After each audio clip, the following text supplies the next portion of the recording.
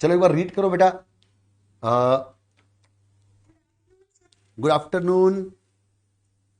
कल वाला question read करो और कल का आंसर रीड करो बेटा।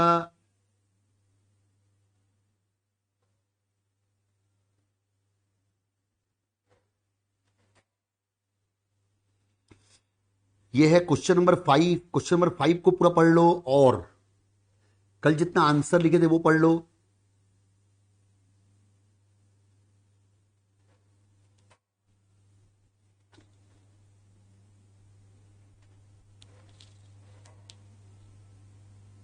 क्वेश्चन में परचेज हाँ जी। सर क्वेश्चन में ना परचेजिंग कंपनी की बैलेंस शीट में 14% प्रेफरेंस शेयर दिया सर, लेकिन आंसर में लिखा है कि अपने वी लिमिटेड को 15% प्रेफरेंस शेयर दे रहे हैं। तो नए प्रेफरेंस शेयर इशू कर रही है ना, वो पुराने हैं। वो एग्जिस्टिंग अच्छा तो प्रेफरेंस। मतलब परसेंट। दो टाइप के प्रेफरेंस शेयर हो जाएंगे। उसकी मतलब जो नई बैलेंस शीट बनेगी ना बेटा, उसमें दो टाइप के प्रेफरेंस शेयर हो जाएंगे। अपनी बुक भी निकाल लो बेटा आप लोग।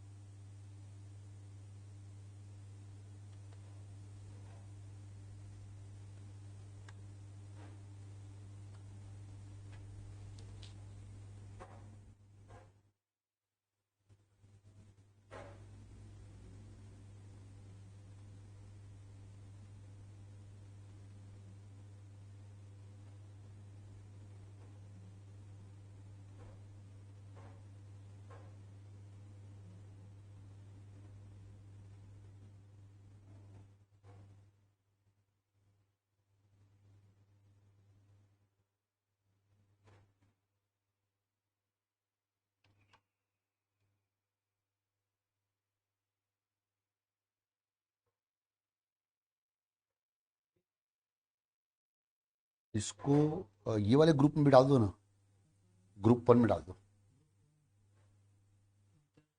Me 22।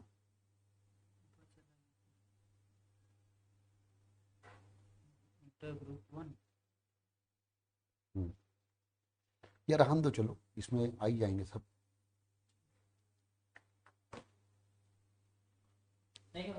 हाँ।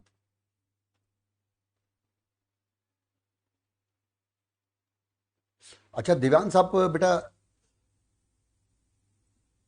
पार्टनरशिप कौन कौन देखना शुरू किया है? रिकॉर्डेड थोड़ा हाथ ऊपर करेगा तो। देवांश आपने शुरू किया पार्टनरशिप देखना बेटा? Yes sir. तो आपने कितनी क्लास देखी बेटा? सर दो। दो क्लास देख ली। ठीक है। यस सर, कल टाइम नहीं मिल पाया और। ठीक। तो कोई डाउट्स वगैरह आए उसमें? नहीं सर, डाउट तो कुछ नहीं है। आस्था आपने कितनी क्लास देख ली बेटा? सर दो क्लास देखी मैंने। ठीक, very good. Okay.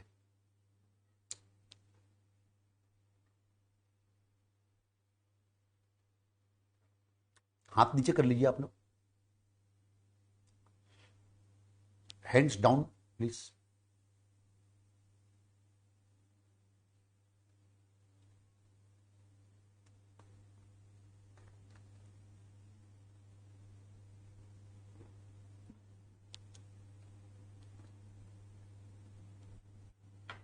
Good afternoon sir. Good afternoon. Good Noon.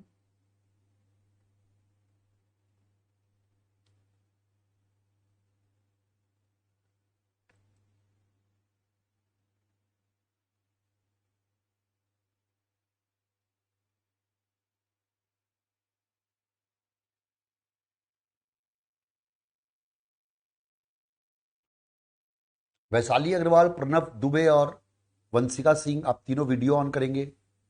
Mohammad video on करो। यस सर, एक मिनट बस। वीडियो ऑन करना कंपलसरी है सबके लिए। Yes sir.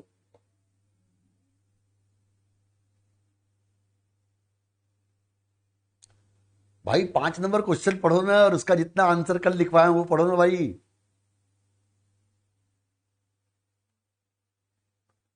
आप लोग तो ऐसे वेट कर रहे हो मेरा, जैसे मैं कोई जादू करने वाला हूं। अरे जितना लिखवा चुका हूं उसको तो पढ़ बेटा पहले।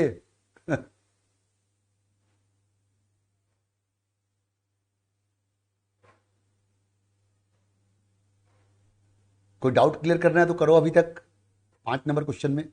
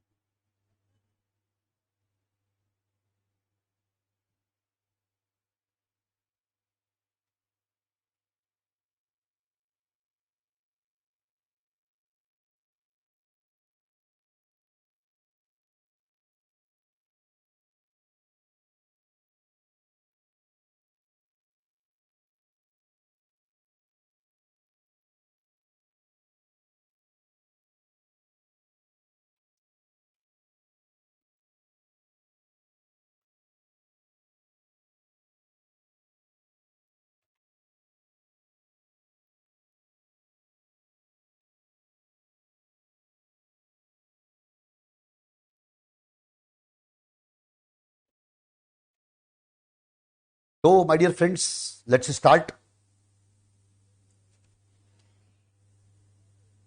सबसे पहले बेटा अपन लोगों ने इस क्वेश्चन में परचेस कंसिडरेशन कैलकुलेट किया था। अपनी कॉपी खोल के देखिए, परचेस कंसिडरेशन आया था 53,70,000। पीसी कैसे निकलता है बेटा?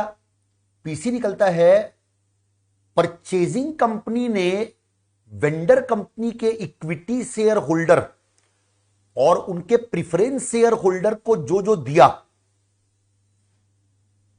वो पीसी है बेटा।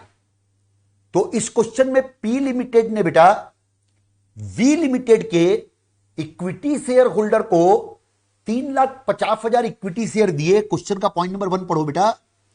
तो 3,50,000 इक्विटी शेयर दिए, 10 रुपए पार वैल्यू पे इशू किए, तो 35 लाख रुपीज आ गया। ये आ गया इक्विटी शेयर होल्डर को जो दिया वो। दूसरा बेटा, प्रिफरेंस शेयर होल्डर वाले पॉइंट को फिर से एक बार पढ़ो बेटा। मेरे को पूरा विश्वास है कि आप लोग के सामने जब ये पॉइंट इंडिपेंडेंटली आएगा तो आप इसमें गलती करोगे, पक्का गलती करोगे। क्या पॉइंट है देखो बेटा, पढ़िएगा सेकंड पॉइंट क्वेश्चन का।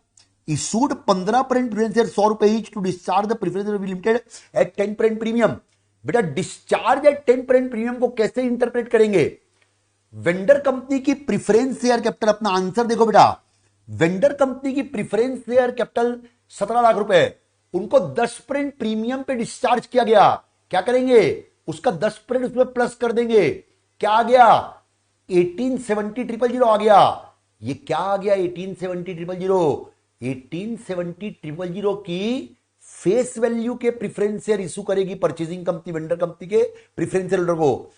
रिमेंबर, प्रीमियम पे शेयर इशू नहीं कर रही है, प्रीमियम पे डिस्चार्ज कर रही है। दोनों में फर्क है। प्रीमियम पे शेयर इशू करना अलग चीज है, प्रीमियम पे डिस्चार्ज करना अलग चीज है। यहां प्रीमियम पे डिस्चार्ज कर रही है मेरे दोस्तों। तो 18,70,000 की फेस वैल्यू के प्रिफरेंस शेयर इशू हुए, पीसी आ गया 53,70,000 रुपए। अब बेटा क्वेश्चन की रिक्वायरमेंट क्या है बेटा? क्वेश्चन की रिक्वायरमेंट है पी लिमिटेड यानी कि परचेजिंग कंपनी की बैलेंस शीट बनाओ। अगर amalgamation in the nature of merger हो, amalgamation in the nature of purchase हो। बेटा amalgamation in the nature of merger को और amalgamation in the nature of purchase में क्या डिफरेंस है? पढ़िए अपनी कॉपी। ये देखिए बेटा, ये लिखवाया हूं मैं आपको। बेटा ये फ्लो चार्ट पढ़िएगा। Amalgamation in the nature of merger, AS14 जिसका नाम है अकाउंटिंग फॉर एमालगेमेशन, AS14 में 5 कंडीशन दिए हैं। अगर कोई एमालगेमेशन उन 5 कंडीशन को फुलफिल करता होगा वो amalgamation in the nature of merger कहलाता है, या मर्जर मेथड कहलाता है, या पुलिंग ऑफ इंटरेस्ट मेथड कहलाता है। जैसे 2 सबसे इंपॉर्टेंट कंडीशन, पूरी एसेट लायबिलिटी को टेक ओवर करना अनिवार्य वो भी बुक वैल्यू पे। अगर 5 में से कोई भी कंडीशन फुलफिल नहीं हुई बेटा, amalgamation in the nature of purchase कहलाएगा। बेटा अब मैं आप लोग को मर्जर मेथड से सिखाना शुरू कर दिया था कल, प्लीज पढ़ेंगे बेटा। क्या क्या लिख रहे हो आप लोग? देखो बेटा, आप लिख रहे हो परचेजिंग कंपनी यानी पी लिमिटेड की बुक में जर्नल एंट्री मर्जर मेथड से। परचेजिंग कंपनी यानी परचेजिंग कंपनी की बुक में जर्नल एंट्री मर्जर मेथड से एंट्री बेटा तीन एंट्री पास होती है मेन एंट्री। पहली एंट्री पीसी को रिकॉर्ड करने की एंट्री, सेकेंड एंट्री बिजनेस को टेक ओवर करने की एंट्री, थर्ड एंट्री पीसी को डिस्चार्ज करने की एंट्री। पहली एंट्री कल पास कर चुके थे, business purchase account debit to liquidator of vendor company यानी कि वी लिमिटेड। बेटा इस एंट्री के बारे में डिटेल नोट नीचे लिखवाया हूं। पहला नोट, परचेजिंग कंपनी की बुक में पहली एंट्री पास करते हैं हमेशा पीसी के अमाउंट से, तो पीसी के अमाउंट से पहली एंट्री पास किए। इसमें जो बिजनेस परचेज अकाउंट डेबिट किए हैं ये एक टेम्परेरी अकाउंट है जो अगली एंट्री में क्रेडिट होकर क्लोज हो जाएगा। थर्ड, जो लिक्विडेटर ऑफ वी लिमिटेड अपन क्रेडिट किए हैं ये अपनी लाइबिलिटी है, ये अपन जब पीसी डिस्चार्ज करेंगे थर्ड एंट्री में तब ये अकाउंट क्लोज हो जाएगा। तो ये हो गया आपका पहली एंट्री। क्या एंट्री मारे? Business purchase account debit to liquidator of V limited. अब आइए सेकंड एंट्री। सेकंड एंट्री में पूरा नॉलेज छुपा हुआ है बेटा। सेकंड एंट्री में डिटेल नॉलेज लीजिएगा बेटा सेकंड एंट्री किसकी होती है? ये बिजनेस टेकन ओवर की एंट्री होती है। नोट्स पढ़िएगा, 4 नोट लिखवाया हूं। नोट नंबर बी पढ़िए, वेंडर कंपनी यानी वी लिमिटेड की सारी एसेट को इस एंट्री में 1 बाय 1 डेबिट करेंगे, क्योंकि वो asset P limited take over कर रही है तो उनको पी की बुक्स में लेके आना है। तो बी पॉइंट, वेंडर कंपनी की सारी एसेट्स को, एक बार क्वेश्चन देखो, क्वेश्चन में ये रहा वेंडर कंपनी वी लिमिटेड, उसकी एसेट देखो 2 2 4 2 6 1 7, सातों एसेट को 1 बाय 1 इन्वेंट्री में अपन लोग क्या करेंगे बेटा? डेबिट मार देंगे, क्योंकि उसको अपन लोग परचेजिंग कंपनी की बुक्स में लेके आएंगे। अभी वो वेंडर कंपनी की बुक्स में है, उसको परचेजिंग कंपनी की बुक्स में लेके आना है, तो उनको सबको अपन लोग यहां पर डेबिट कर देंगे इस एंट्री में। अब आइए लाइबिलिटी साइड में। लाइबिलिटी साइड में रूल नंबर 1, वेंडर कंपनी की इक्विटी शेयर कैपिटल 30 लाख और प्रेफरेंस शेयर कैपिटल 17 लाख को पी लिमिटेड टेक ओवर नहीं करेगी। वेंडर कंपनी की equity share capital preference share capital को परचेजिंग कंपनी की एंट्री में कभी भी नहीं आता है, वो उसको तो अपन पीसी देंगे, वो रिकॉर्ड करेंगे। तो बेटा लाइबिलिटी साइड में जो वी लिमिटेड की इक्विटी शेयर प्रेफरेंस शेयर है वो परचेजिंग कंपनी की बुक में नहीं आएगी। बेटा सबसे important knowledge, amalgamation in the nature of merger में परचेजिंग कंपनी वेंडर कंपनी के रिजर्व एंड सरप्लस को भी टेक ओवर करती है। एकदम गोल्डन लॉ है बेटा, दिमाग में सेट कर लो। Amalgamation in the nature of merger में परचेजिंग कंपनी वेंडर कंपनी के रिजर्व एंड सरप्लस को भी टेक ओवर करती है। मैं amalgamation in the nature of merger की बात कर रहा हूं बेटा। Amalgamation in the nature of merger में परचेजिंग कंपनी वेंडर कंपनी के रिजर्व एंड सरप्लस को भी टेक ओवर करती है, चाहे वो स्टैट्यूटरी रिजर्व हो, चाहे नॉन स्टैट्यूटरी रिजर्व हो, चाहे पीएल अकाउंट हो। इसीलिए मेरे दोस्तों इसीलिए मैंने आप लोग को अगले नोट में क्या लिखवाया है बेटा? अगले नोट में मोस्ट इंपॉर्टेंट पॉइंट है वाला, under merger method all reserve and vendor company are, ये ऑल लिख दिया मैं, इसको आर कर दीजिएगा।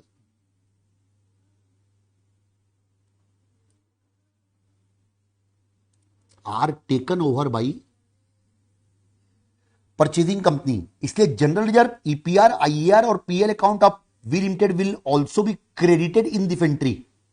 अब आइए 3 आउटसाइड लाइबिलिटी है, देखो बेटा ये 3 आउटसाइड लाइबिलिटी है, डिबेंचर, ट्रेड क्रेडिटर और अदर करेंट लाइबिलिटी। अगला नोट इसके बारे में लिखिए, नोट नंबर ई।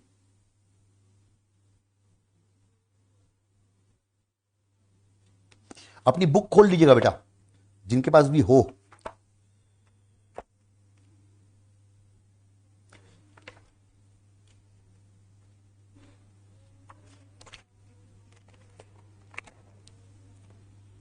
पॉइंट नंबर ई लिखिए, ऑल आउटसाइड लाइबिलिटी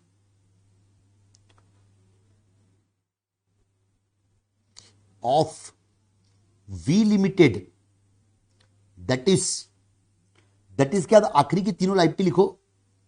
13% डिबेंचर पहला, ट्रेड क्रेडिटर दूसरा और अदर करेंट लाइबिलिटी तीसरा। will also be taken over by P Limited. Hence,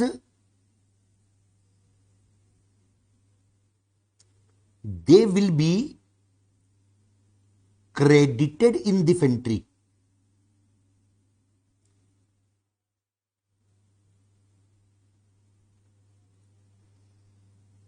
Point number F.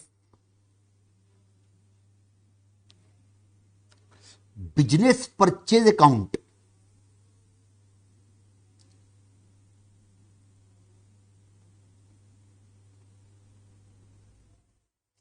which was debited in first entry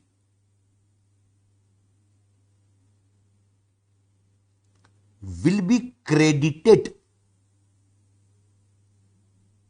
here with amount of purchase consideration. सो बेटा ये आपका जो है ना पूरा एक प्लान बन गया है आपकी कॉपी में। सेकेंड एंट्री जो लंबी एंट्री पास होती है ना मर्जर मेथड में, सेकेंड एंट्री पूरी आपकी कॉपी में एक प्लान बन गया है। अब एक बार जो आपकी कॉपी में लिखा हुआ है ना बेटा उसको कॉपी से निकाल के दिमाग में सेट कीजिए आप लोग। मैं करवाता हूं, आप भी कोशिश कीजिएगा। आपके दिमाग में एक पूरा पिक्चर बन जानी चाहिए सेकेंड एंट्री की। ये 5 पॉइंट का प्लान पढ़ लो। पॉइंट नंबर ए से लेके एफ 6 पॉइंट बोल लीजिए। Let's start. दिमाग में सेट कीजिएगा। सेकेंड एंट्री अपन परचेजिंग कंपनी की बुक में क्या मारते हैं मर्जर मेथड में। सेकेंड एंट्री लंबी एंट्री होती है, एक पेज की एंट्री पास होती है ये वाली। सेकेंड एंट्री में अपन क्या करेंगे, वेंडर कंपनी की सारी एसेट्स को 1 बाय 1 अपन डेबिट मार देंगे सेकेंड एंट्री में, वेंडर कंपनी की एसेट्स को, क्योंकि वेंडर कंपनी की एसेट्स को अपन टेक ओवर कर रहे हैं। अब आइए लाइबिलिटी साइड में। वेंडर कंपनी की इक्विटी शेयर कैपिटल और प्रीफरेंस शेयर कैपिटल जो बैलेंस शीट में दी हुई है वेंडर कंपनी की, वो सेकेंड एंट्री में नहीं आएगी। और आगे बढ़िए, वेंडर कंपनी के जितने भी रिजर्व एंड सरप्लस है, general reserve, export profit reserve, investment allowance reserve, PL account, चारों सेकेंड एंट्री में क्रेडिट होंगे। क्योंकि amalgamation in the nature of merger में परचेजिंग कंपनी वेंडर कंपनी के रिजर्व एंड सरप्लस को भी टेक ओवर करती है। ये लॉ एएस 14 में दिया हुआ है। एएस 14 आपके पास एक अलग बुक में है, उसमें से पढ़ने की जरूरत नहीं है अपने को, लेकिन उसमें आप कभी भी पढ़ के ये लॉ कंफर्म कर सकते हो कि amalgamation in the nature of merger में उसके सारे रिजर्व एंड सरप्लस को अपन टेक ओवर करते हैं। तो उसके चारों रिजर्व अपन टेक ओवर कर लिए। उसकी जो आउटसाइड लायबिलिटी है उसको भी परचेजिंग कंपनी टेक ओवर करती है। आखिरी की तीनों आउटसाइड लायबिलिटी को परचेजिंग कंपनी टेक ओवर कर लेगी। और पहली एंट्री जो आपने मारी थी ना, एक बार रिफर बैक कीजिए पहली entry, business purchase account debit to liquidator of V limited, वो पीसी के अमाउंट 53,70,000 रुपए 5370, उसमें बिजनेस परचेज अकाउंट जो आपने डेबिट किया ना बेटा, वो सेकेंड एंट्री में क्रेडिट होकर क्लोज हो जाएगा। अब एक इंपॉर्टेंट बात, थोड़े अपने दिमाग को अलर्ट रखेंगे। आपके ख्याल में बेटा क्या सेकेंड एंट्री आपकी, भाई साहब वीडियो ऑन करेंगे, रोहन, प्रांजल और ऋषभ, कंपलसरी है ऑन करना। सर मेरा वीडियो ऑन ही है। अच्छा सर मेरा फ्रंट कैमरा खराब है, सेकंड बैक कैमरा चलेगा?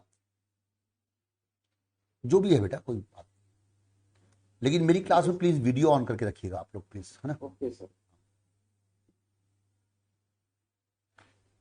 हाँ बेटा, एक आईएमपी नॉलेज, आज का की नॉलेज, थोड़ा अलर्ट होके बैठिए प्लीज। सोचिए, जर्नल एंट्री तो टैली होनी चाहिए ना, डेबिट साइड का टोटल और क्रेडिट साइड का सम टैली होना चाहिए ना। आपने पूरा जो प्लान लिखा है सेकेंड एंट्री का, क्या आपके ख्याल में, मैं किसी एक स्टूडेंट से पूछूंगा, क्या आपके ख्याल में ये जो आपने प्लान लिखा है, क्या आपके ख्याल में सेकंड जर्नल एंट्री, ऐसे एंट्री मारने से टैली हो जाएगी क्या? जिससे पूछूंगा वो जवाब दीजिएगा। एक बार अपना माइंडसेट बना लीजिए अपनी कॉपी पढ़ के। हर्षिता अग्रवाल, आप बताओ बेटा, क्या आपके ख्याल में सेकेंड एंट्री टैली हो जाएगी?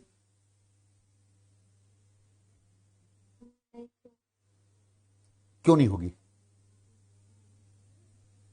क्योंकि लाइब्रेरी और सब सारा चीज तो आया नहीं है क्या नहीं आया है? सर। वो जो इक्विटी शेयर कैपिटल और प्रेफरेंस शेयर कैपिटल वो सब हम लोग नहीं इसमें मतलब ला रहे हैं लाइब्रेरी का, तो वो सब वर्ड मत बोलिए बेटा, वो दोनों ही है खाली। हाँ वो है ना? दोनों। बहुत बढ़िया आंसर है आपका, वेरी गुड। अब आपसे एक और क्वेश्चन पूछ रहा हूं हर्षिता, बिल्कुल सही आंसर दियो बेटा। सेकेंड एंट्री में कितने रुपए का डिफरेंस आएगा?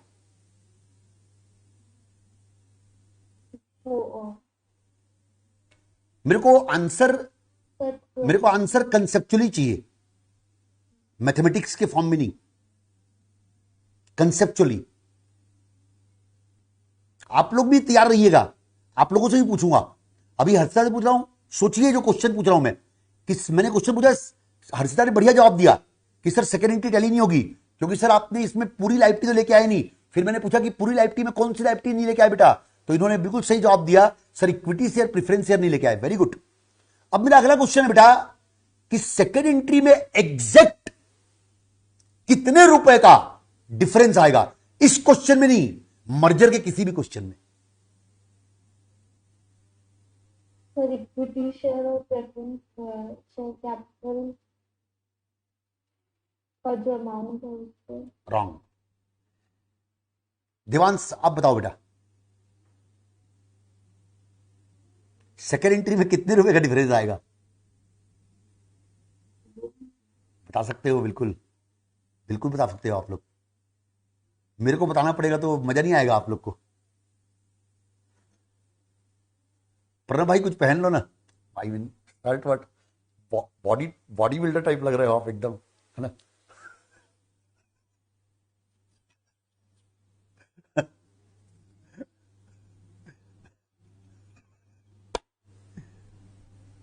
रोहन, आप बता सकते हो बेटा सेकेंड एंट्री में कितने रुपए का डिफरेंस आएगा?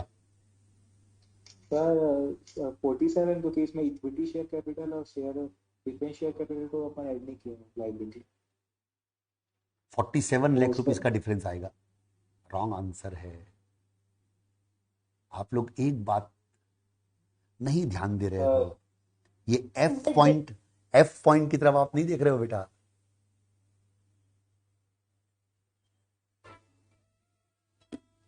सर कोई डिफरेंस नहीं आएगा ना, क्योंकि हमने परचेज कंसिडरेशन पे कर दिया है वो जो इक्विटी शेयर होल्डर को, शेयर होल्डर को। फिर ये मोबाइल किसका है, लेके जाओ। सर जो एक्स्ट्रा पे कर रहे हैं शायद सिर्फ उतना ही डिफरेंस आएगा ना। 1 लाख कौन बोल रहा है? कौन बोल रहा है? सर मैं हाँ बोलो बेटा। नेहा। सर नेहा, जो अपन एक्स्ट्रा पे कर रहे हो, जो डिस्चार्ज करे प्रीमियम पे 1,70,000, उतना ही डिफरेंस आएगा ना सिर्फ। आप बोल तो सही लाइन पे रहे हो, लेकिन आंसर आपका गलत है। सोच आपकी सही है। सर वो 30 और कोई? सब बिजनेस नेहा पहुंच गई थी, लेकिन एग्जैक्ट नहीं पहुंच पाई थी। कंसिडरेशन के बाद कितना बचेगा? परचेज कंसिडरेशन के बाद कंसिडरेशन माइनस 10 रुपए, और वो बुक में जो लायबिलिटी साइड में इक्विटी शेयर और प्रेफरेंस शेयर कैपिटल दिया है ना, उसका डिफरेंस बचेगा। स्नेहा सोनी ने पूरा सही आंसर दे दिया है, परफेक्ट। इन्होंने क्या बोला सुनिएगा बेटा, बहुत सही आंसर दिया है। इन्होंने कहा है परचेज कंसिडरेशन और जो उस कंपनी की इक्विटी शेयर कैपिटल और प्रीफरेंस शेयर कैपिटल थी, इन दोनों में जो डिफरेंस है उतना डिफरेंस आएगा सेकेंड एंट्री में। नेहा, आपने खाली बेटा प्रीफरेंस शेयर को देखा, अपन इक्विटी शेयर वालों को भी तो 30 लाख की जगह 35 लाख के दे रहे हैं ना, वो देखो ना बेटा आप। अपन इक्विटी शेयर वाले, उनकी बुक्स में इक्विटी शेयर 30 लाख थे बेटा, अपन उनको दे रहे हैं 35 लाख बेटा, तो उनको भी 5 लाख एक्स्ट्रा दे रहे हैं। आपने ये 5 लाख को नोटिस नहीं किया बेटा, आपने खाली प्रेफरेंस शेयर की तरफ देखा, तो आपकी लाइन सही थी, लेकिन आपने ये वाला नोटिस नहीं किया। तो बेटा सेकेंड एंट्री का डिफरेंस कितना आएगा? स्नेहा सुन ने बिल्कुल सही जवाब दिया है। सेकेंड एंट्री का डिफरेंस सोचो बेटा, आप लोग कुछ सोचो ना। आपने क्या किया बेटा, एसेट साइड को पूरा का पूरा सेकेंड एंट्री में डेबिट कर दिया। इसका मतलब ये 66 लाख रुपीस जो एसेट का टोटल है बेटा, ये पूरा का पूरा आपने सेकेंड एंट्री में क्या किया, डेबिट मार दिया। Am I correct? समझ में आ रहा है? यस सेकेंड एंट्री में आपने खाली ये इक्विटी शेयर और प्रेफरेंस शेयर को छोड़ के बाकी सब लाइबिलिटी को क्रेडिट कर दिया। पूरी लाइबिलिटी को आपने क्रेडिट कर दिया ना सेकेंड एंट्री में। और इक्विटी शेयर प्रेफरेंस शेयर जो दोनों मिला के 47 लाख रुपीस थे, उसको बस आपने क्रेडिट नहीं किया, बल्कि उसकी जगह आपने क्या क्रेडिट किया, आपने ये इक्विटी शेयर प्रेफरेंस शेयर जो 47 लाख है बेटा, उसको क्रेडिट नहीं किया, उसकी जगह आपने क्या क्रेडिट किया, उसकी जगह आपने परचेस कंसिडरेशन को क्रेडिट किया। मतलब उनकी जो बैलेंस शीट में इक्विटी शेयर प्रेफरेंस शेयर है, वो क्रेडिट करने की जगह अपन उनको जो दे रहे हैं उसको क्रेडिट किए। तो सेकेंड एंट्री में कितना डिफरेंस आएगा हर क्वेश्चन में, मर्जर के हर क्वेश्चन में ना, सेकेंड एंट्री में कितना डिफरेंस आएगा बेटा? सेकेंड एंट्री में डिफरेंस आएगा परचेज कंसिडरेशन और वेंडर कंपनी की इक्विटी शेयर और प्रेफरेंस शेयर का जो सम है, पीसी माइनस वेंडर कंपनी की paid up capital, vendor company की, व्हेन आई से पेड अप कैपिटल, दोनों की बात कर रहा हूं मैं, इक्विटी शेयर प्रेफरेंस शेयर, उतना डिफरेंस आएगा सेकेंड एंट्री में।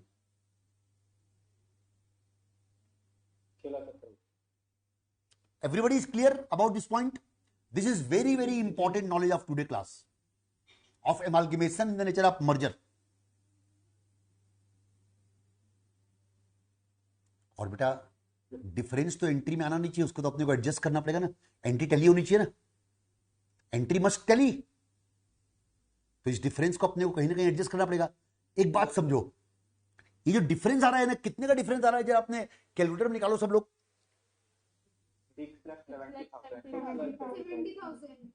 6,70,000 पीसी है 53,70,000 रुपए, माइनस सामने वाली कंपनी की इक्विटी शेयर कैपिटल और प्रेफरेंस शेयर का समेशन है 47 लाख, तो डिफरेंस आ रहा है 6,70,000।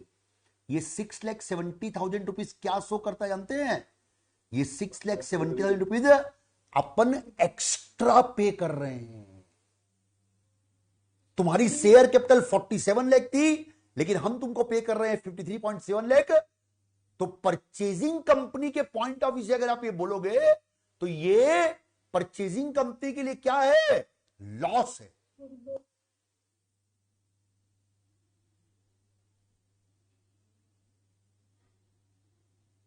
तो ये एंट्री टैली करने के लिए अपन ये जो 6.7 लाख रुपीस है बेटा, इसको प्लीज ध्यान रखिएगा। कल भी बोला था, जो लोग पार्टनरशिप में सेल कन्वर्जन टॉपिक पढ़ चुके हैं, सेल कन्वर्जन को किनारे कीजिए, बिकॉज इसके लिए AS 14 में अलग लॉ है। गुडविल, अभी अभी आवाज आई थी एक स्टूडेंट की, गुडविल में डेबिट नहीं करेंगे इसको 6,70,000 रुपए को गुडविल नहीं मानेंगे। AS 14 में लॉ है। क्या लॉ है सुनिएगा, amalgamation in the nature of merger के केस में परचेस कंसिडरेशन और वेंडर कंपनी की पेड अप कैपिटल का difference, amalgamation in the nature of merger के केस में परचेस कंसिडरेशन और वेंडर कंपनी की पेड अप कैपिटल का डिफरेंस पहले तो इसी बात को दिमाग में सेट करो, इसी बात को दिमाग में सेट करो कि amalgamation in the nature of merger में सेकेंड एंट्री में कितना डिफरेंस आता है, पहले वो दिमाग में सेट करो। परचेस कंसिडरेशन और सामने वाली कंपनी की पेड अप कैपिटल का डिफरेंस, उतना डिफरेंस आता है सेकेंड एंट्री में। और परचेस कंसिडरेशन और सामने वाली कंपनी की पेड अप कैपिटल का जो डिफरेंस आएगा उसको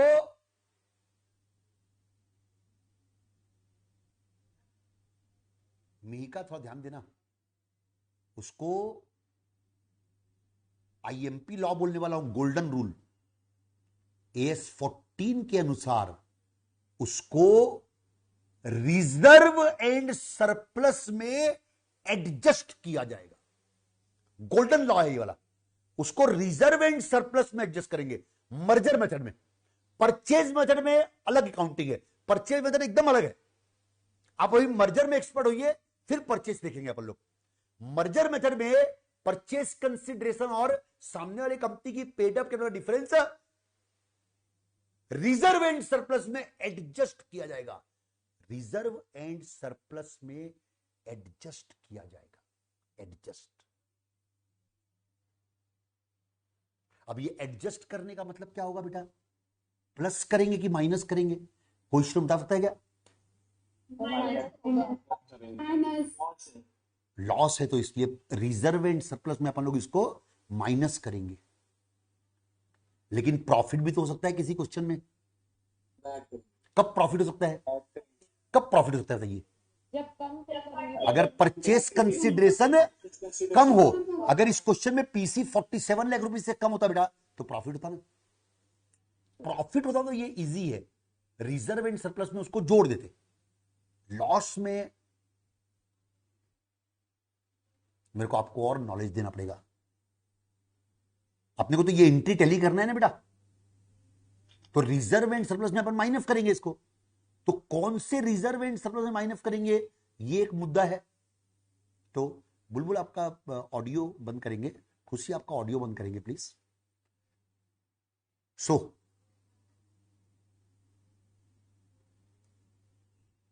कौन से रिजर्व एंड सरप्लस में एडजस्ट करेंगे बेटा अपन लोग? ये जो चार चीजें हैं ना, एक जनरल रिजर्व, एक एक्सपोर्ट प्रॉफिट रिजर्व, एक इन्वेस्टमेंट अलाउंस रिजर्व और एक पीएल अकाउंट, इन चारों को अपन इस एंट्री में क्रेडिट करेंगे ना बेटा। इन चारों को टेक ओवर कर रहे हैं, इन चारों को इस एंट्री में क्रेडिट करेंगे, इन्हीं में से माइनस करना पड़ेगा, तभी तो ये एंट्री टैली होगी ना। ये एंट्री कब टैली होगी, जब इनमें से माइनस करेंगे। आप लोग को समझ में आ रहा होगा बेटा बातें? तो इन चारों में से माइनस करेंगे अपन लोग। तो इन चारों में से किस में से माइनस करेंगे? कितना माइनस करना है, कितना माइनस करना है? 6,07,000। किस में से माइनस करेंगे? माइनस किस में से करेंगे? किस में से माइनस नहीं कर सकते, पहले वो समझिएगा। स्टैट्यूटरी रिजर्व में से माइनस नहीं कर सकते आप। इनकम टैक्स एक्ट के अंतर्गत जो रिजर्व बनते हैं ना, उसमें से माइनस नहीं कर सकते। एक्सपोर्ट प्रॉफिट रिजर्व और इन्वेस्टमेंट अलाउंस रिजर्व में से माइनस नहीं कर सकते, क्योंकि एक्सपोर्ट प्रॉफिट रिजर्व और इन्वेस्टमेंट अलाउंस रिजर्व को मेंटेन करना अनिवार्य है, नहीं तो लॉ ऑफ कंट्रावेंशन हो जाएगा। उसमें से माइनस नहीं कर सकते, बाकी किसी में से कर सकते हो। जनरल रिजर्व में तो 2.5 लाख रुपया है आपके पास, आपको माइनस करना है 6,70,000 रुपए। तो 6,70,000 में से क्या करेंगे? 2.5 लाख रुपए माइनस कर देंगे जनरल रिजर्व में से, और कितना और बच गया जरा बताइए? कितना और बच गया? 4,20,000। तो 4,20,000 को अपन किसमें से माइनस कर देंगे बेटा? पीएल अकाउंट में से माइनस कर देंगे। सर हम लोग वी लिमिटेड का रिजर्व में से क्यों माइनस कर रहे हैं? क्योंकि वी के रिजर्व को अपन एक मिनट, वी के रिजर्व को अपन टेक ओवर कर लिए ना बेटा, अब वो अपने रिजर्व बन गए ना। इस एंट्री में अपन लोगों ने, हाँ जी, 5 लाख पहले से है तो उसको इस साथ में क्यों इंक्लूड नहीं किए जो पी लिमिटेड का है?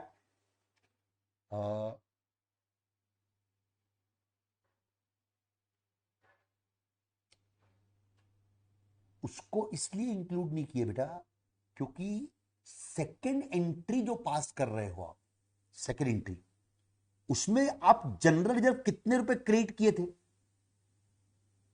2,50,000। जो सामने वाले का था उसी को तो क्रेडिट किया ना आप।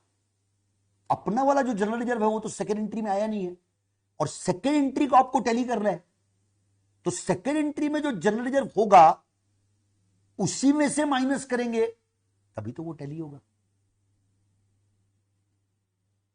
दूसरी बात, सेकेंड एंट्री में आपके पास अभी स्कोप है ना, आपके पास पीएल अकाउंट भी पड़ा हुआ है, उसके जो जनरल रिजर्व और पीएल अकाउंट को अपन टेक ओवर किए उसमें से अपन लोग माइनस कर देंगे।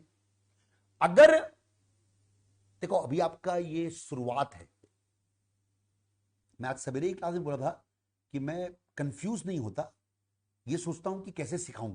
तो अभी आपका ये पहला क्वेश्चन है बेटा, पहले क्वेश्चन में आपका बेस बन रहा है। आपका क्या क्या बेस बन गया आज की क्लास में, ये बेस बनाइए कि amalgamation in the nature of merger में परचेस कंसिडरेशन और सामने वाली कंपनी की पेड अप कैपिटल का डिफरेंस आता है सेकेंड एंट्री में, उसको अपन रिजर्व में एडजस्ट करते हैं। उसको कौन से रिजर्व में एडजस्ट करेंगे, उसको स्टैट्यूटरी रिजर्व में एडजस्ट नहीं करेंगे। उसके बाद जो रिजर्व अपन टेक ओवर किए हैं उसमें से उसको एडजस्ट कर देंगे। अब आगे जब 2-4 क्वेश्चन और बनाएंगे तो ऐसी स्थिति आपके सामने आएगी, रिजर्व ही नहीं है, रिजर्व है ही नहीं, तो फिर क्या करें। तो ये सिचुएशन आपके सामने अगले 1-2 दिन के अंदर आएगी। अभी बेस स्ट्रॉन्ग कीजिए ना आप लोग। तो कौन से रिजर्व में एडजस्ट करेंगे बेटा, अपन जो रिजर्व टेक ओवर किए, जनरल रिजर्व 2,50,000 टेक ओवर किए, इसको अपन लोग माइनस कर देंगे, इसमें से खत्म हो गया। ये पीएल अकाउंट 5 लाख रुपए है, पीएल अकाउंट में से बाकी 4,20,000 जो बचा उसको एडजस्ट कर देंगे। सर जी इसका मतलब ये हुआ कि सेकेंड एंट्री में जनरल रिजर्व क्रेडिट होगा कि नहीं होगा, क्रेडिट भी होगा डेबिट भी होगा। क्या कोई बता सकता है सेकेंड एंट्री में जनरल रिजर्व क्रेडिट होगा कि नहीं होगा। क्रेडिट भी होगा डेबिट भी होगा। क्रेडिट भी होगा और डेबिट भी होगा। सेम एंट्री में सेम चीज डेबिट क्रेडिट मत कीजिएगा बेटा, वो अच्छी अकाउंटिंग नहीं होती। क्रेडिट करने की जगह उसको अपन लोग माइनस कर देंगे ना, 2,50,000 क्रेडिट माइनस 2,50,000 तो नील क्रेडिट कर देंगे उसको। पीएल अकाउंट 5 लाख क्रेडिट करेंगे, 4,20,000 माइनस करेंगे, 80,000 पीएल अकाउंट क्रेडिट कर देंगे।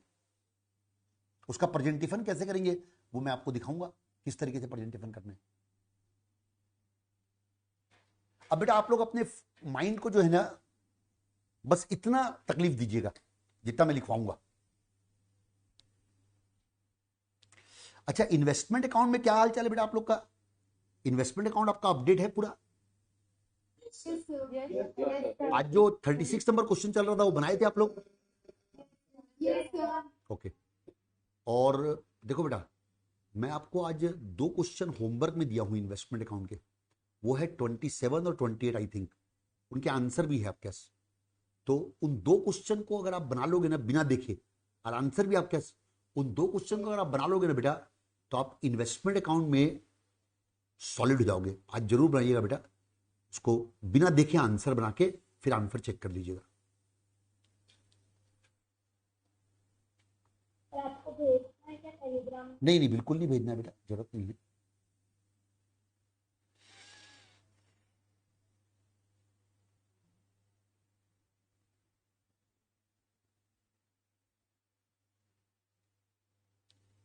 चलो बताओ क्या मर्जर मेथड में आपकी सेकेंड एंट्री टैली हो जाएगी, हाँ या ना। खुशी अग्रवाल आप बताइए, खुशी अग्रवाल, खुशी अग्रवाल यस सर हो जाएगी। सेकेंड एंट्री हमेशा टैली रहेगी। नहीं हमेशा नहीं, अगर हम एडजस्ट कर देंगे। अच्छा खुशी आप बताओ बेटा कि कितने रुपए एडजस्ट करना पड़ता है इस क्वेश्चन में, नहीं कितने रुपए का डिफरेंस आता है सेकेंड एंट्री में। सर जो बैलेंस शीट में लाइबिलिटी दी है हमारी प्रेफरेंस शेयर और इक्विटी शेयर को, उसको प्लस करने के बाद हम जो परचेस कंसिडरेशन से माइनस करेंगे जो डिफरेंस आएगा उसको टैली करना, मतलब उतने रुपए का डिफरेंस आएगा, बिल्कुल सही है, यस सर। Very good. अच्छा इक्विटी शेयर प्रेफरेंस शेयर किसके लेंगे, परचेजिंग कंपनी वाले कि वेंडर कंपनी वाले। वेंडर कंपनी वाले, वेरी गुड। अच्छा इसी तरह आप बताओ बेटा कि ये जो डिफरेंस आएगा इसका क्या ट्रीटमेंट करेंगे। सर इसको रिजर्व एंड सरप्लस में एडजस्ट कर देंगे। अच्छा एडजस्ट करने का मतलब माइनस होगा कि प्लस होगा बेटा। अगर ज्यादा आया तो माइनस होगा और अगर कम आया तो प्लस। क्या ज्यादा आया, लाइबिलिटी साइड का अगर टोटल ज्यादा आया तो माइनस होगा, मतलब जब अगर परचेज कंसिडरेशन एक्सेस दिए करेक्ट। इक्विटी शेयर और Correct. प्रेफरेंस शेयर के अच्छा मिहिका, आप बताओ बेटा कि इसको अपन रिजर्व में कैसे एडजस्ट करते हैं? सर जनरल रिजर्व अगर है, स्टैट्यूटरी रिजर्व को यूज नहीं करते, तो हम वेंडर कंपनी से जो रिजर्व लिए हैं जैसे कि जनरल रिजर्व, तो अगर अपन को लॉस होता है तो जनरल रिजर्व से माइनस कर देते हैं। स्टिल अगर कोई सा मतलब अभी तक रिजर्व खत्म नहीं हुआ है तो किसी और रिजर्व से उसको माइनस कर देते हैं। तो किसी और रिजर्व में क्या आ सकता है बेटा? TL account. बहुत बढ़िया आंसर है, आप तीनों गर्ल्स ने बिल्कुल सही आंसर दिया है, मेरे को काफी कॉन्फिडेंस आ गया।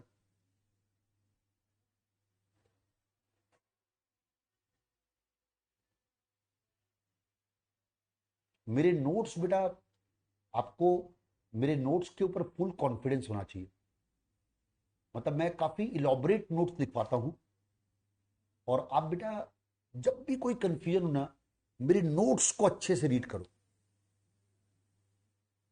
मेरे कंसेप्ट नोट काफी अच्छे रहते हैं, ये बात आपको कॉन्फिडेंस दिलाने के लिए बोल रहा हूं। इन्वेस्टमेंट अकाउंट टॉपिक में कहीं डाउट आया तो उस डाउट की वजह ये हो सकती है कि आपकी कोई क्लास मिस हुई होगी, तो पहले उस क्लास को देख लो, उस क्लास के पूरे नोट्स को लिख लो, फिर देखना आपको डाउट नहीं आएगा। एमालगेमेशन में मैं आपको इलॉबरेट नोट्स लिखवा रहा हूं। चलिए अब बेटा जो अपन अभी सीखे ना, इसको परफेक्टली अपनी कॉपी में लिखने की कोशिश करते हैं। मेन जर्नल एंट्री में 6 पॉइंट लिखवा दिया हूं, अब लिखिए point number ji.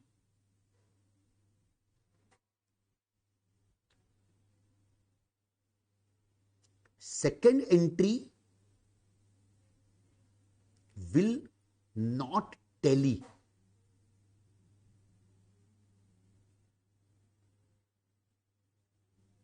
the reason is that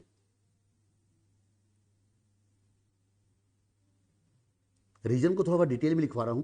first arrow, we have debited all assets of vendor company, arrow बना के लिखिएगा। Second arrow, we have credited all liability including reserve and surplus of vendor company. Second entry tally नहीं होगी, उसका reason ये है कि we have we होगा, मैंने ही लिख दिया है। We have debited all assets of vendor company, we have credited all liabilities including reserve and surplus of vendor company. इसको रेड पेन से लिखता हूं, but we have not credited equity share capital 30 lakh and preference share capital 17 lakh of V Limited in this entry, and in place of crediting equity share capital and preference share capital of V Limited, we have credited purchase consideration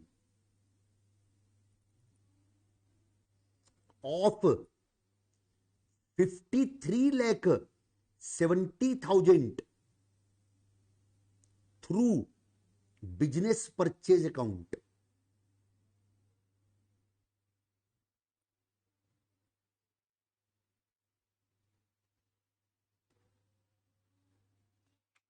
important point red pen से लिखा हूं, but we have not credited equity share capital 30 lakh and preference share capital 17 lakh of V Limited in this entry, and in place of crediting equity share capital and preference share capital of V Limited, we have credited purchase consideration of 53,70,000 through business purchase account.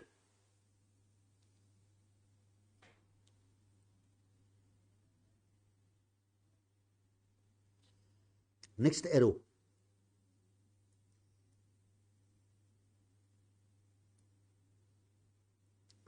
How much will be exact difference in second entry? ये जी point की heading के रूप में लिखेगा इसको कि second entry में exact difference कितना आएगा।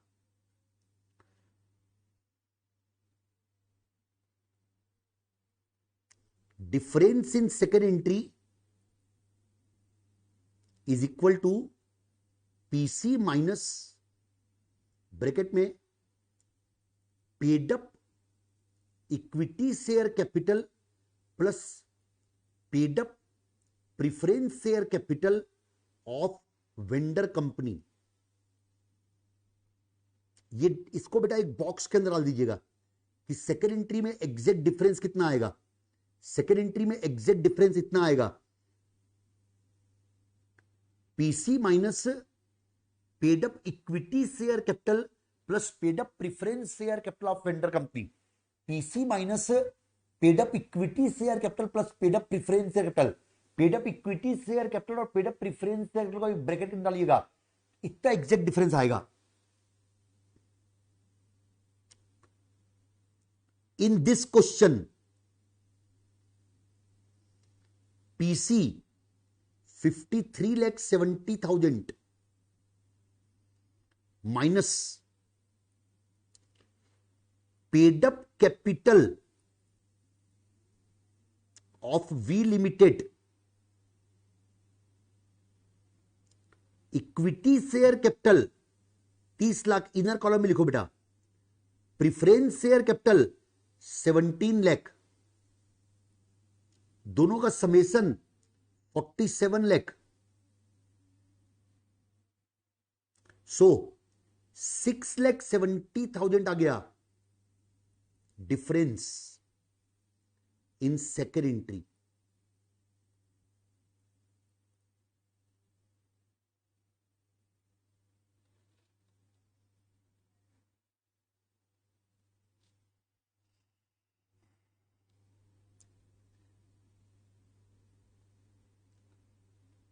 अब नेक्स्ट एरो लिखिए,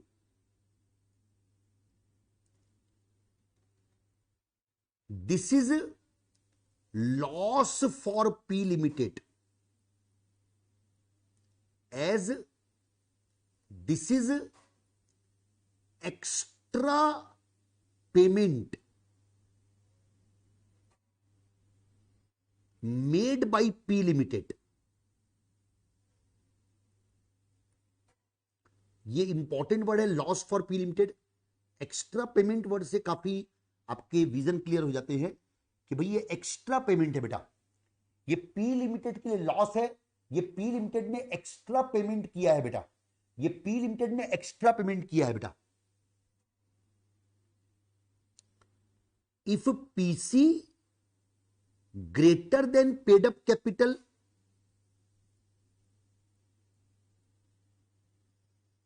loss, if PC less than paid up capital profit। तो दोनों बातें लिखवा दिया हूं। अगर पीसी पेड अप कैपिटल से ज्यादा है लॉस होगा, अगर पीसी पेड अप कैपिटल से कम है प्रॉफिट होगा। अब एक मोस्ट इंपॉर्टेंट लॉ, इसलिए रेड पेन से लिख रहा हूं, एज पर AS14, AS14 का नाम एक बार अच्छे में लिख देता हूं, इसका नाम है accounting for amalgamation. As per AS 14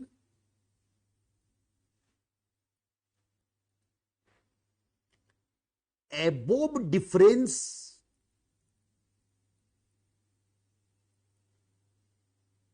बेटा ब्लू पेन का यूज कर रहा हूं और भी ब्लॉक लेटर में, will be adjusted in reserve and surplus।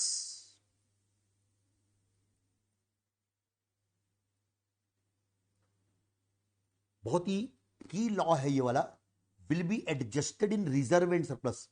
As per AS 14 इस डिफरेंस को रिजर्व एंड सरप्लस में एडजस्ट किया जाएगा।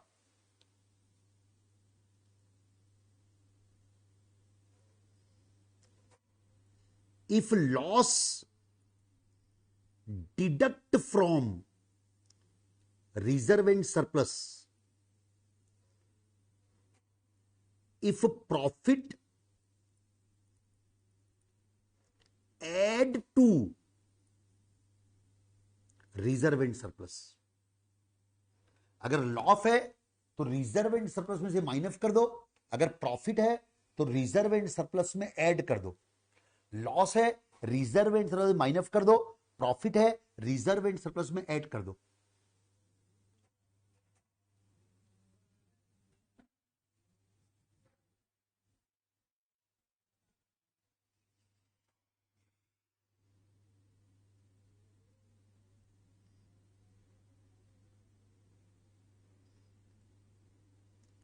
In this question,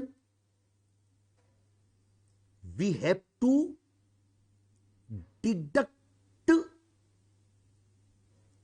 6,70,000 from reserve and surplus.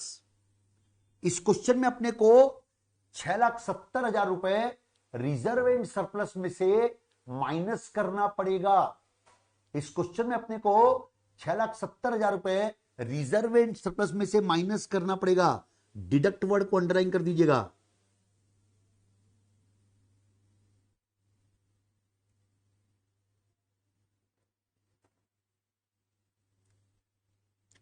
कौन से रिजर्व में माइनस करेंगे?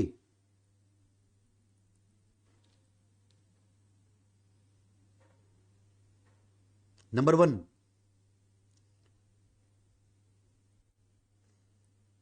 Export profit reserve and investment allowance reserve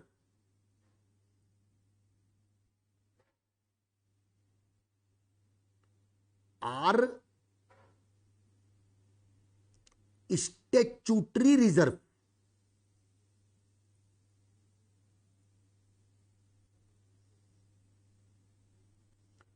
They are created under Income Tax Act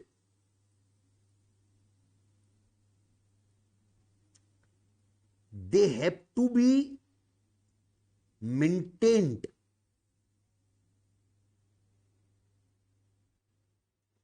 hence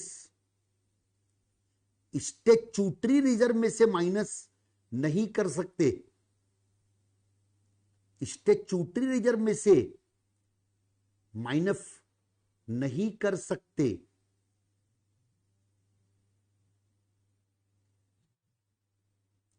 second, general reserve में minus करो। अगर जनरल रिजर्व जो टेक ओवर किए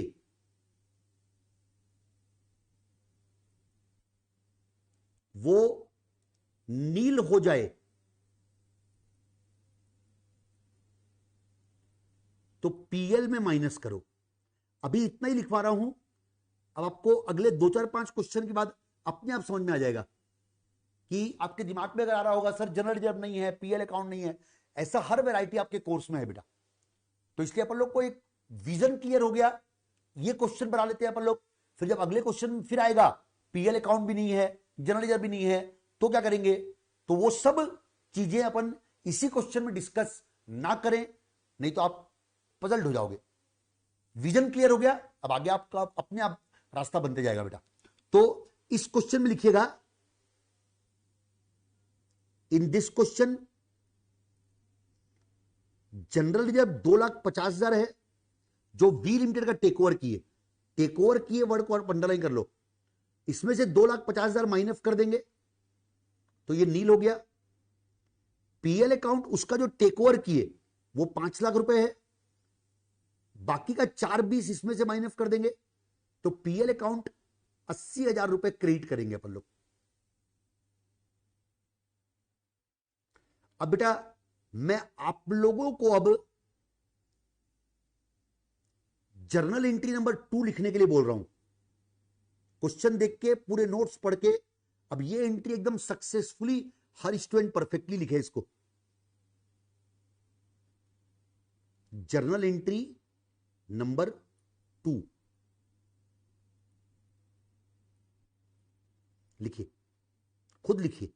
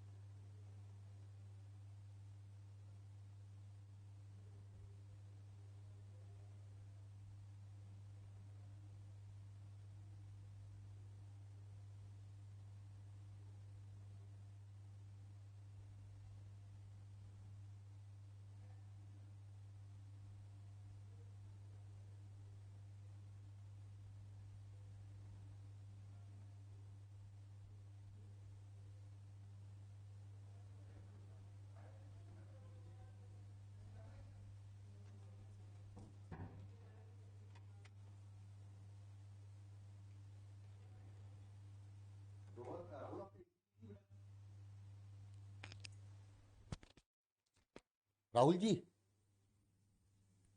ओ राहुल जी,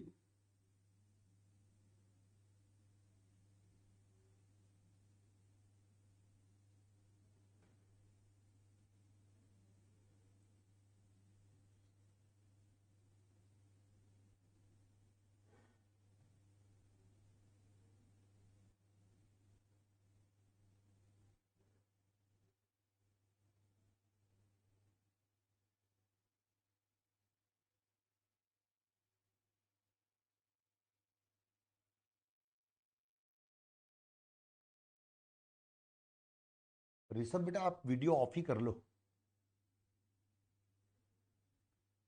बड़ा अच्छा लग रहा है, कोई मूवी देख रहा हूं मैं।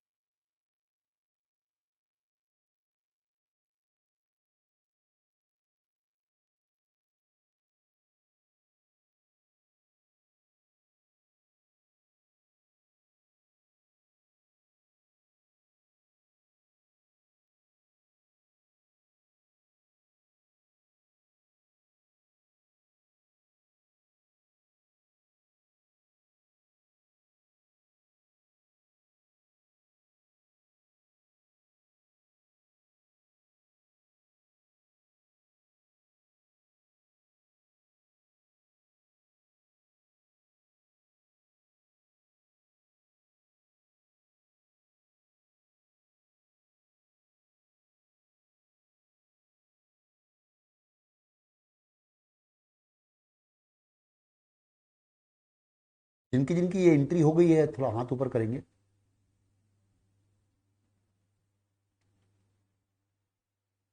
हेमंत जैन, तेजस, आंचल केडिया, नेहा, आपकी भी एंट्री हो गई वाली? Yes sir. गुड। क्योंकि अभी आप लेफ्ट हो गए थे तो मुझे लगा कि आप कुछ प्रॉब्लम है। हाँ ओम, सर, वो वाईफाई डिस्कनेक्ट हो गया था तो मीटिंग बंद हो गई। ठीक, हाँ। कोई बात।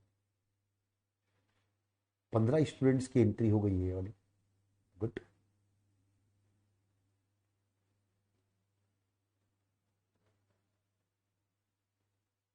सोलह लोग अभी तक एंट्री नहीं मार पाए हैं।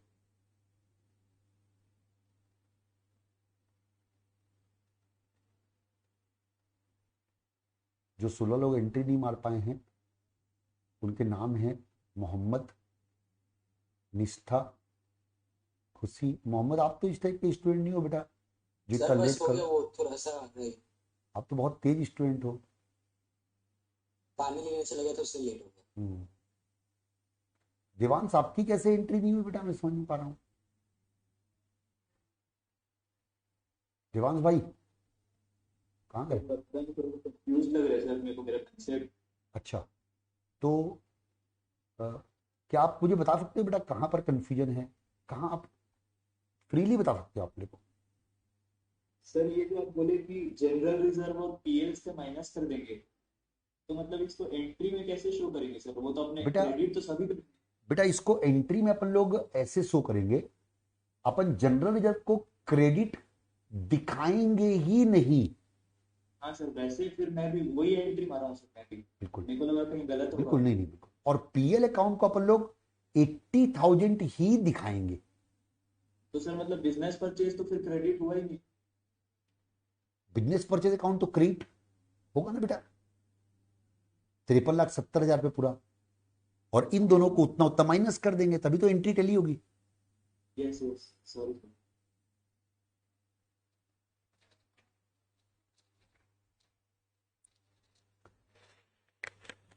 चलो 25 लोगों का हुआ है अभी तक,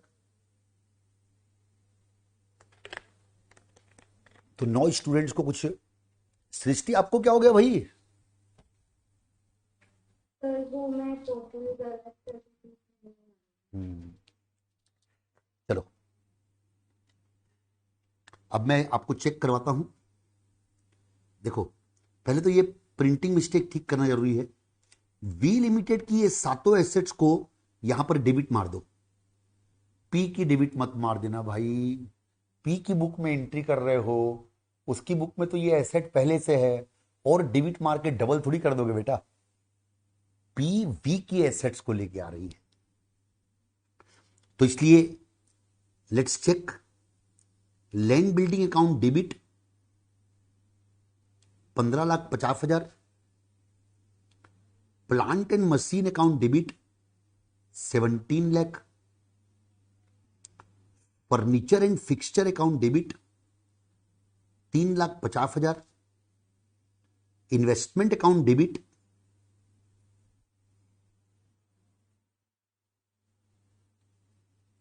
5 लाख। Stock debit 950। आपने हाथ नीचे कर लीजिए। Debtor debit 10,30,000। Cash and bank account debit 5,20,000। आ जाओ लाइबिलिटी में। लाइबिलिटी के लिए क्रेडिट साइड में चलो to general reserve. General reserve को आप एक बार एफए दिखा दो। 250 माइनस 250, आउटर कॉलम में nil. To EPR, export profit reserve 2 lakh रुपए। To IAR, investment allowance reserve 1 lakh रुपए। टू पीएल अकाउंट ब्रैकेट में 5 lakh minus 420। Please show the presentation like this. 80,000 to 13% debenture 350,000। To trade creditor 2,50,000 to other current liability को मैं OCL लिखता हूं, आदत है मेरी, इसकी फिगर चेंज कर लेना बेटा, ये प्रिंटिंग मिस्टेक थी, ये भी 2,50,000 है। और टू, इसको रेड पेन फिर लिखता हूं, आईएमपी आइटम है, to business purchase account 53,70,000। Narration का कोई खास इंपॉर्टेंस नहीं है, नरेशन बस छोटा सा बनता है, being business taken over.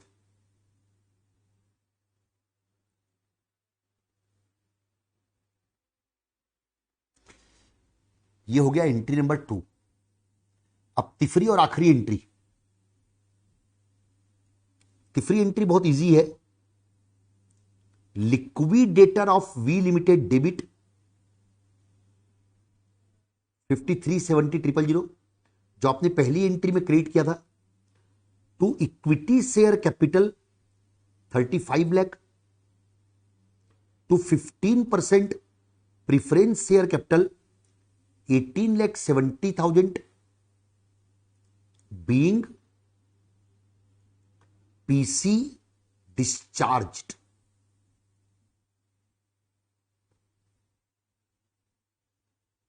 Third entry self explanatory है बेटा, इसमें कुछ खास लिखने की जरूरत नहीं है, लिखवाने की जरूरत नहीं है। पीसी डिस्चार्ज करने की एंट्री है third entry. Liquidator of V limited जो अपन ने पहली एंट्री में क्रिएट किया था, उसको यहां पर डेबिट कर देंगे, अकाउंट हो जाएगा, और उसको पीसी के रूप में जो जो देंगे उसको क्रेडिट कर देंगे। अपन उसको 35 लाख के इक्विटी शेयर दे रहे हैं और 15% डिबेंचर प्रेफरेंस शेयर दे रहे हैं 1870 के, उन दोनों को क्रेडिट कर दिया, लायबिलिटी खड़ी कर दी, बीइंग पीसी डिस्चार्ज्ड। अब हो गया पी लिमिटेड की बुक में जर्नल एंट्री मर्जर मेथड से। अब आप लोग को मैं सिखाता हूं बेटा। हाँ भाई दोस्तों, क्वेश्चन की रिक्वायरमेंट जर्नल एंट्री है क्या बेटा? कोई बताओ यार। क्वेश्चन की रिक्वायरमेंट है पी लिमिटेड की balance sheet, journal entry requirement नहीं थी। इसका मतलब मेरे को आपको अभी पी लिमिटेड की बैलेंस शीट बनवाना है मर्जर मेथड से। सुनो बेटा, पी की बैलेंस शीट कैसे बनेगी सुनो। एमालगेमेशन टॉपिक में बैलेंस शीट जो है वो schedule 3 of the company act के फॉर्मेट में बनती है।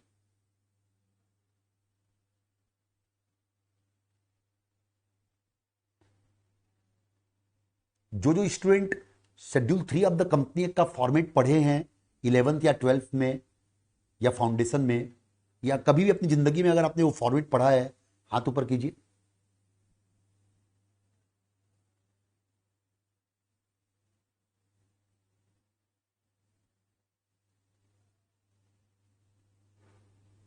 वाह यार, वेरी गुड। 26 लोगों ने हाथ ऊपर कर लिया है, ग्रेट।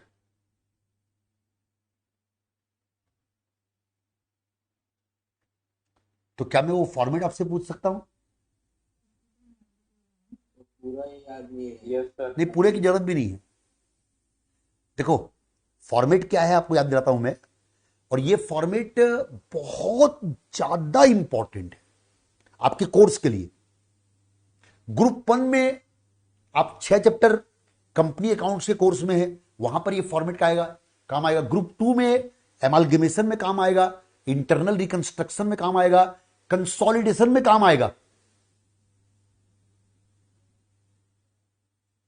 तो इसलिए शेड्यूल 3 ऑफ द कंपनी का फॉर्मेट जो है ना वो बहुत ज्यादा इंपॉर्टेंट है आपके कोर्स के लिए। एक बार मैं उसको लिखवाना चाहता हूं आप लोगों को। चलिए, ये क्वेश्चन अपन ये वाला पूरे कंसेप्ट डेवलपमेंट के लिए बना रहे हैं। इस क्वेश्चन से पूरे कंसेप्ट, चलिए लिखिए बेटा, जल्दी स्पीड से लिख पाता हूं।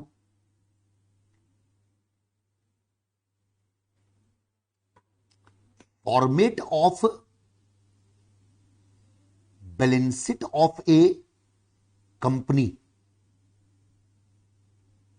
Schedule 3 of companies act. जितना आपको काम आएगा ना उतना ही लिखवा रहा हूं, मोटा मोटी पूरा फॉर्मेट नहीं लिखवाऊंगा, बिल्कुल भी नहीं लिखवाऊंगा। आपने अगर पूरा फॉर्मेट कभी पढ़ा हो तो उससे मेरे फॉर्मेट को कंपेयर मत कीजिएगा। बेटा जिनकी आवाज चालू है वो बंद कीजिए। प्रांजल आपकी आवाज चालू है, बंद कीजिए इसको। और आप तीनों हाथ नीचे कीजिए, आंचल, आस्था और खुशी।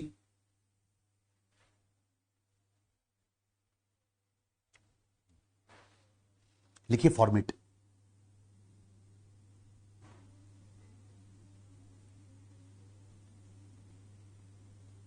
एक कॉलम बनता है नोट नंबर का, एक कॉलम बनता है अमाउंट का,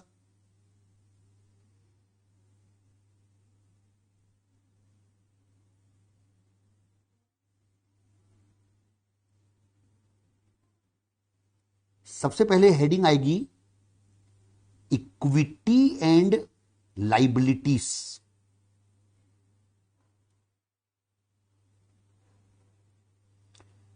इसमें पहला आएगा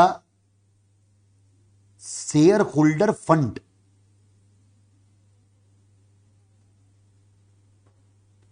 शेयर होल्डर फंड में दो आते हैं, ए और B. A share capital, B reserve and surplus. Note number 1, note number 2।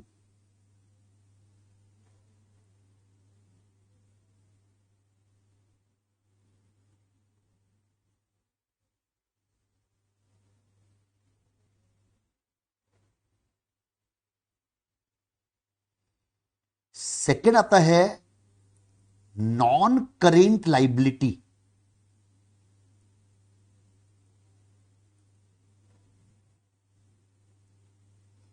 Non current liability का मतलब होता है long term liability.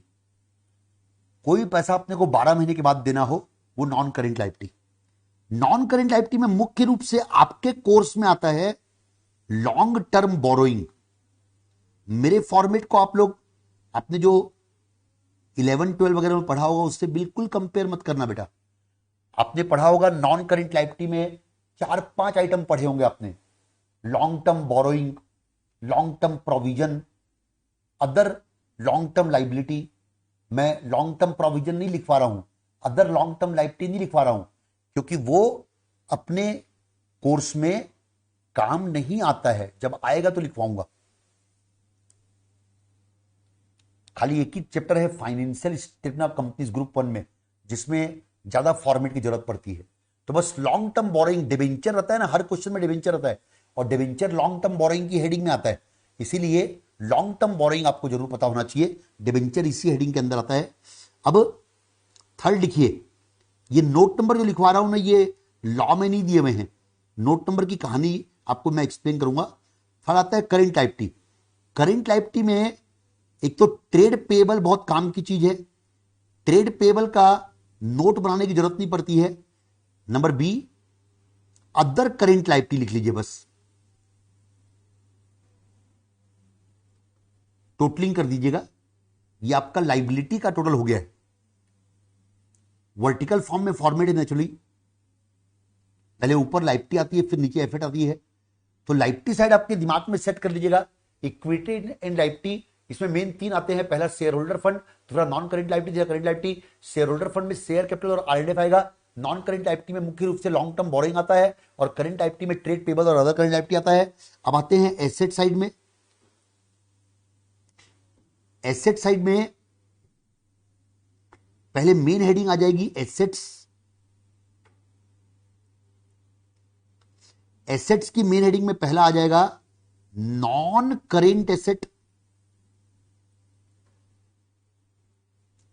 Non current asset की हेडिंग में ए आएगा PPE, which is plant property and equipment.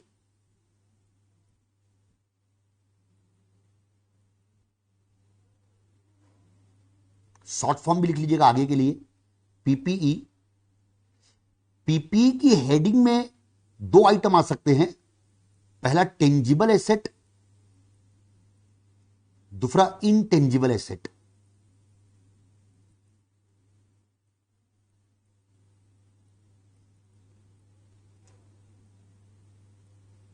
इसका नोट बनता है 4 और 5 नंबर। नंबर बी आएगा नॉन करेंट इन्वेस्टमेंट। इसका नोट बनाने की जरूरत नहीं पड़ती normally, non current investment.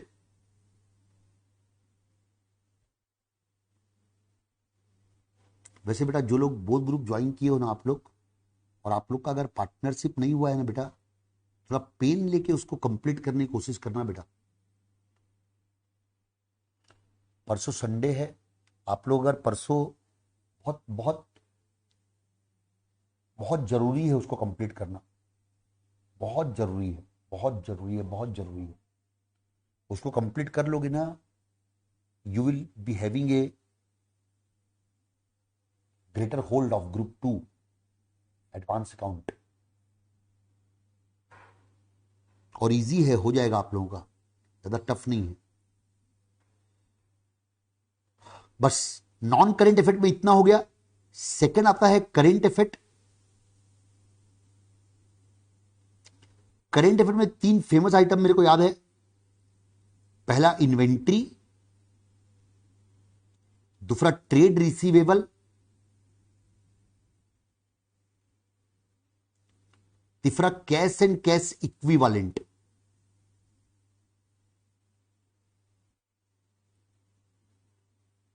CCE short form. इनमें से किसी का भी नोट बनाने की जरूरत नहीं है। ये हो गया बेटा आपका बैलेंस शीट का format, schedule 3 of the company act.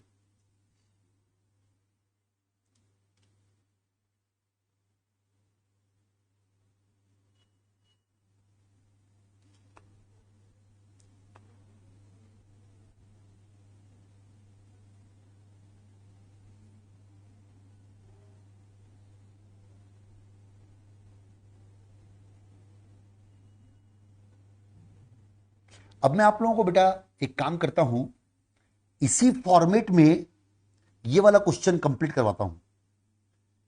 Format तो अपन खींच लिए हैं, है ना। इसी फॉर्मेट में नीचे लिखिए notes to balance sheet of P limited.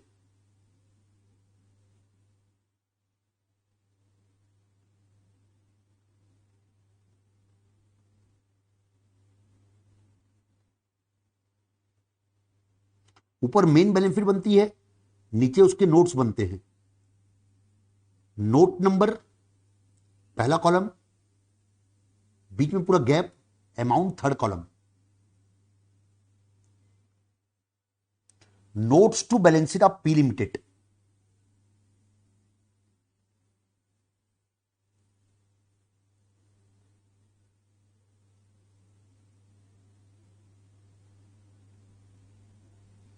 Note number 1 share capital.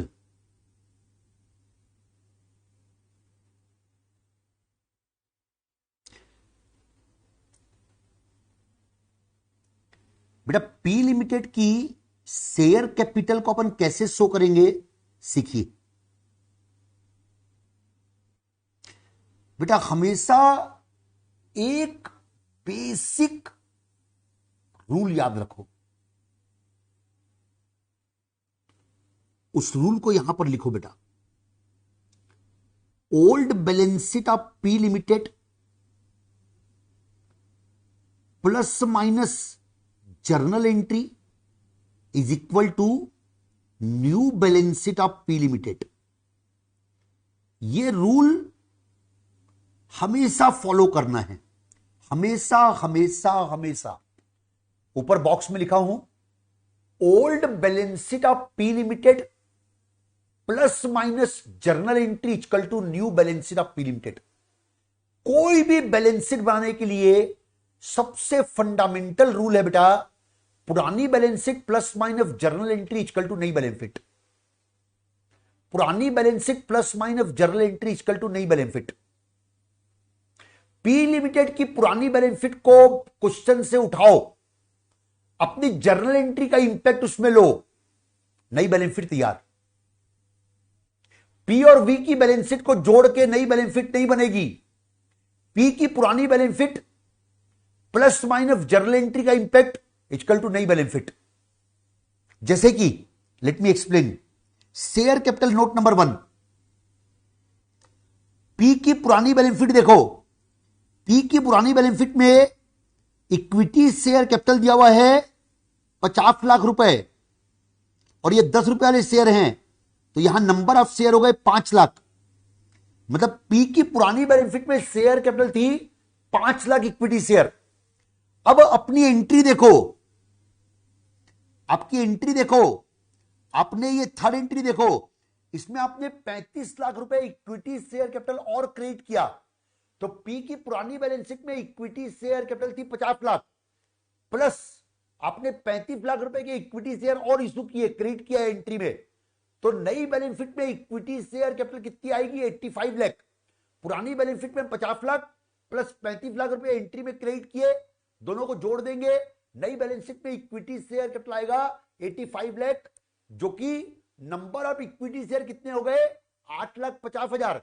5 lakh पुरानी बैलेंस शीट में प्लस 3,50,000 शेयर अपन और इशू किए, 8,50,000।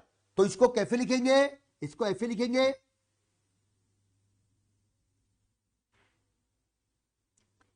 8,50,000 ब्रैकेट में उसका डिस्क्रिप्शन लिख लीजिए ताकि डाउट ना रहे। 5 लाख जो पी लिमिटेड की बैलेंस शीट में इक्विटी शेयर थे वो, प्लस 3,50,000 जो इसने वी को इशू किए वो, equity share of ₹10 each, fully paid up, bracket में out of which 3,50,000 share have been issued for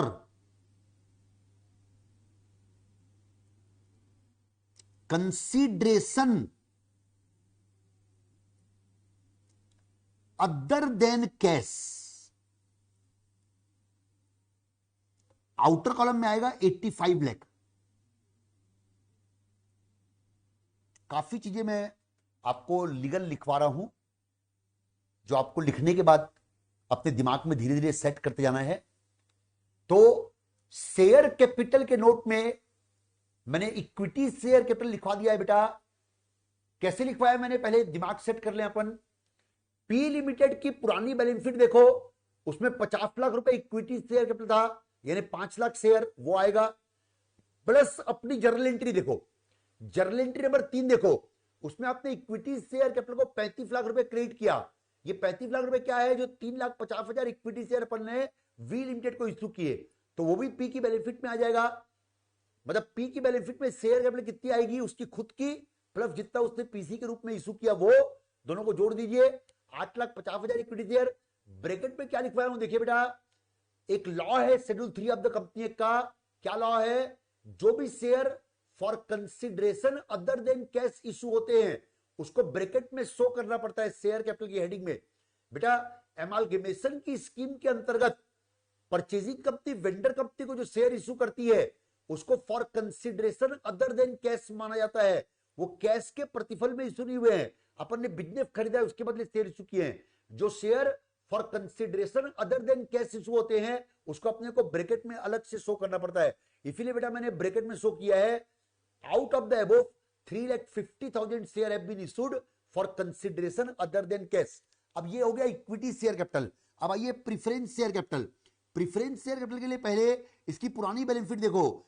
एक रूल याद रखो, पुरानी balance sheet plus minus entry, ये 14% प्रीफरेंस शेयर 100 रुपए वाले हैं 22 लाख रुपए के। यहां पर एरो बना के नंबर लिखो, इसका नंबर हो गया 22,000। अब ये तो नई बैलेंस शीट में आएगा ही आएगा, लेकिन अपन जो उनको प्रीफरेंस शेयर दिए हैं ना वो 15% वाले प्रीफरेंस शेयर दिए हैं, ये डिफरेंस आ गया है। उसकी बेनिफिट में प्रेफरेंस शेयर 14% के थे, अपन उसको प्रेफरेंस शेयर दिए हैं 18,515 प्रेफरेंस शेयर दिए हैं 18,70,000 रुपए के। तो दोनों को अलग अलग शो करेंगे। 14% प्रेफरेंस शेयर दिखाएंगे जो पी के बेनिफिट में थे 22,000 प्रेफरेंस शेयर, और 15% प्रेफरेंस शेयर दिएंगे जो अपन इशू किए हैं। तो इन दोनों को अलग अलग शो कीजिएगा। लिखिए शेयर कैपिटल की हेडिंग में अगला आइटम, एक लाइन का गैप छोड़ के लिखिएगा 14%, 22,000 preference share of ₹100 each. Outer column में 22 लाख। फिर एक लाइन का गैप छोड़िएगा 15%, 18,700 preference share of ₹100 each. Bracket में all these preference share have been issued for consideration other than cash। ये आप लोग ये जो 18,700 है ना, इसके नीचे लिख रहे हो, वो 22,000 के नीचे नहीं लिख रहे हो। 22,000 प्रेफरेंस शेयर तो परचेजिंग कंपनी खुद के हैं। परचेजिंग कंपनी ने वेंडर कंपनी को जो प्रेफरेंस शेयर इशू किए हैं ना, उसको अपन टेक्निकली बोलते हैं for consideration other than cash. और जो भी share for consideration other than cash issue होते हैं उसको अपने को इनर कॉलम में शो करना पड़ता है। तो ये 18,700 के नीचे दिखाया हूं मैं, all this preference share have been issued for consideration other than cash. अब ये शेयर कैपिटल का नोट कंप्लीट हो गया है, इसकी टोटलिंग कर दीजिएगा।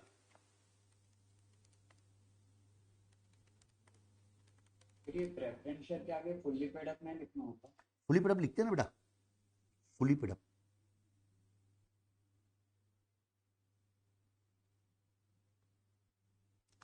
तो टोटल आ गया 1,25,70,000।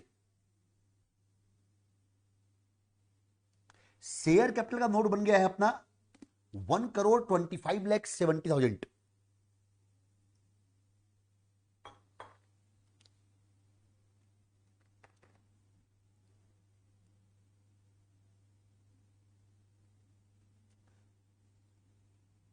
इसको ऊपर मेन बैलेंस शीट में शो कर दीजिएगा। मेन बैलेंस शीट में हालांकि आपने टिक कर दिया था, लेकिन इसको वहीं पर शो कर दो बेटा। नोट नंबर 1 के सामने 1,25,70,000 125,70,000। ये नोट नंबर 1 के सामने लिख दिया हूं। शेयर कैपिटल 1,25,70,000 पे। अब लिखिए नोट नंबर 2। नोट नंबर 2 है रिजर्व एंड सरप्लस।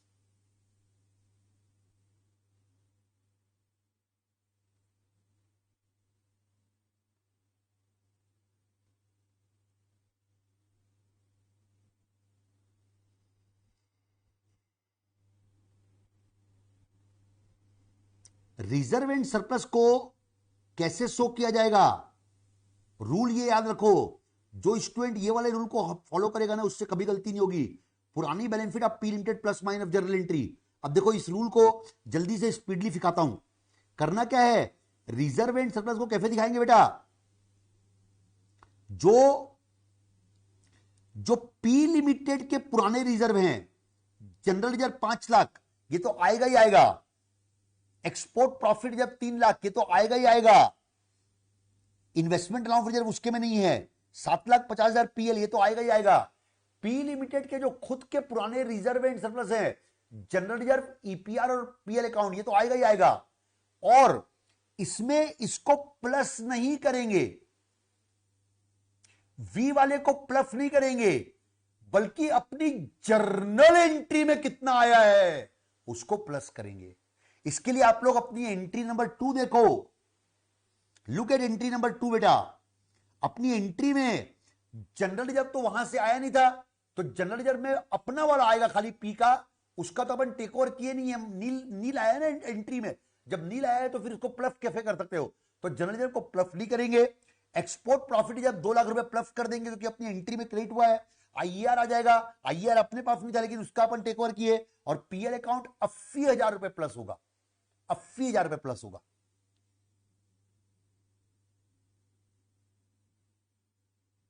समझ में आ रहा है बेटा क्या कर रहा हूं मैं? Yes sir. General reserve number A, general reserve, यहां ब्रैकेट में लिखो बेटा, और आपको मौका दे रहा हूं लिखने का। ईपीआर ब्रैकेट में लिखो, ब्रैकेट में क्या लिखना है खुद डिसाइड करो। आईएआर मैं बताता हूं क्या लिखना है। पीएल अकाउंट इसमें लिखना है बेटा, पहले पी लिमिटेड का खुद का लिख दो, उसके लिए पी लिमिटेड की बैलेंस शीट को रिफर करो, प्लस वी का उसमें पूरा प्लस मत करना, वी का प्लस मत करना, अपनी सेकेंड जर्नल एंट्री में जितना आया है वी से उसको प्लस करो और फिर आउटर कॉलम में फिगर पुट कर दो, दैट्स ऑल।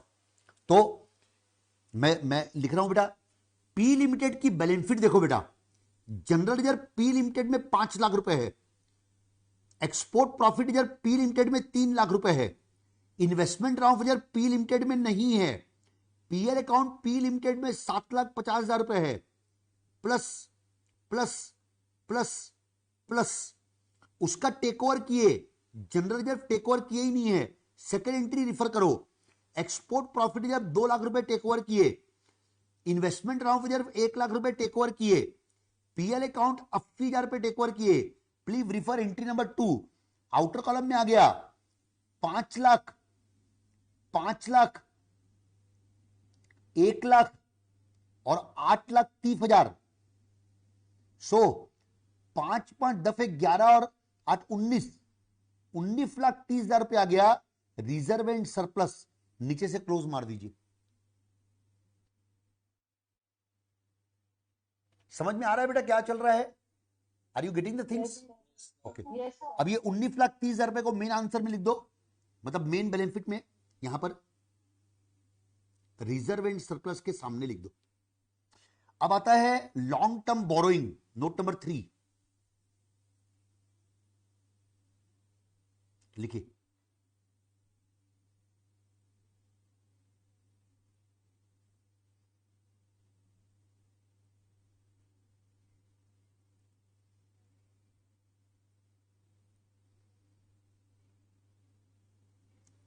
बेटा कल से अपनी क्लास वापस 5 बजे रहेगी, 5 से 6:30।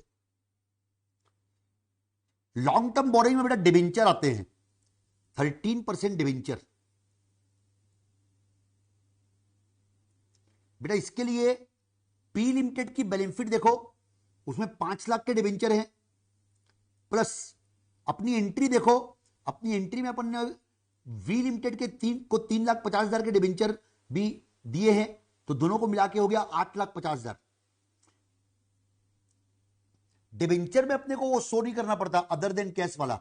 अदर देन कैश वाला कंसेप्ट खाली शेयर कैपिटल की हेडिंग के लिए है। अदर देन कैश वाला कंसेप्ट खाली शेयर कैपिटल में दिखाना पड़ता है, मतलब परचेजिंग कंपनी ने वेंडर कंपनी को जो शेयर इशू किए हैं उसको इनर कॉलम में अलग से दिखाना पड़ता है, लेकिन वो लॉस सिर्फ और सिर्फ शेयर कैपिटल की हेडिंग के लिए।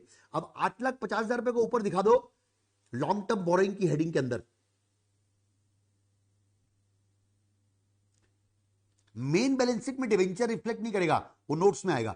ट्रेड पेबल, ट्रेड पेबल के लिए आप लोग क्या करो, उसके लिए नोट बनाने की जरूरत नहीं पड़ती। ट्रेड पेबल में ये जो ट्रेड क्रेडिटर दिया हुआ है ना, 450 इसका 250 उसका, अपना तो आएगा ही आएगा, और उसका अपन अपनी एंट्री में क्रेडिट किए हैं, दोनों को जोड़ के दिखा दो 7 लाख रुपए। इसको यहां पर इनर कॉलम में शो कर दो मेन बैलेंस शीट में। ट्रेड पेबल 450 प्लस 250, 7 लाख रुपए आ गया आउटर कॉलम में।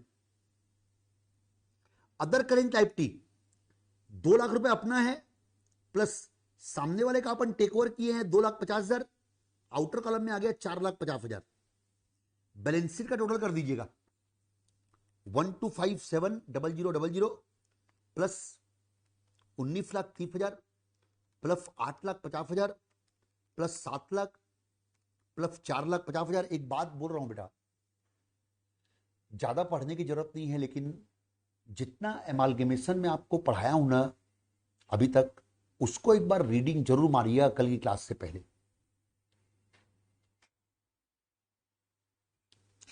टोटल आ गया 165,00,000,000।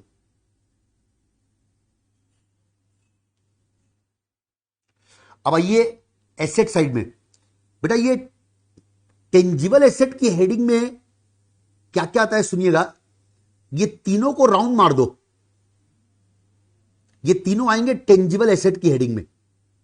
ऊपर टीए लिख लो, land building, plant machine, furniture, fixture. बेटा अपनी बैलेंस शीट में इतना इतना था वो तो आएगा ही आएगा, और उसका अपन अपनी एंट्री में डेबिट पूरा मारे हैं, तो बस दोनों को जोड़ना है, लेकिन इसका नोट बनेगा। तो नोट नंबर 4 बनाइए, tangible asset.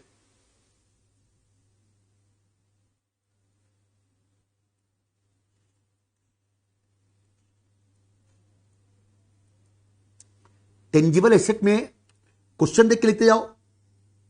Land building 25 lakh अपना है, प्लस 15,50,000 सामने वाले का टेक ओवर किए, 40,50,000 रुपए हो गया।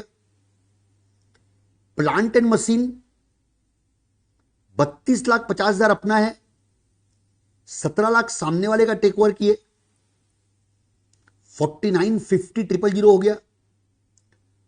फर्नीचर एंड फिटिंग 575,000 अपना है, 3,50,000 सामने वाले का टेक ओवर किए,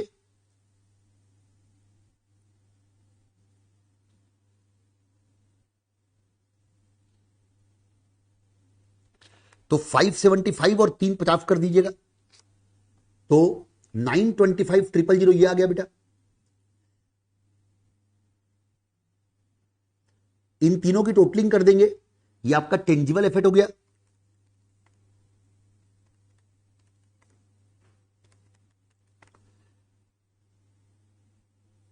कोई स्टूडेंट बता सकता है कि टोटल कितना आ रहा है? 9925,000 किसी का आ रहा है क्या बेटा? Yes sir. 99। बस ये नोट्स यहीं तक बनेंगे इस क्वेश्चन में, और किसी का नोट नहीं बनेगा। 9925,000 आ गया टेंजिबल एसेट, जिसमें लैंड बिल्डिंग, प्लांट मशीन और फर्नीचर फीचर आता है। 9925,000 को यहां लिख दीजिएगा नोट नंबर 4 के सामने।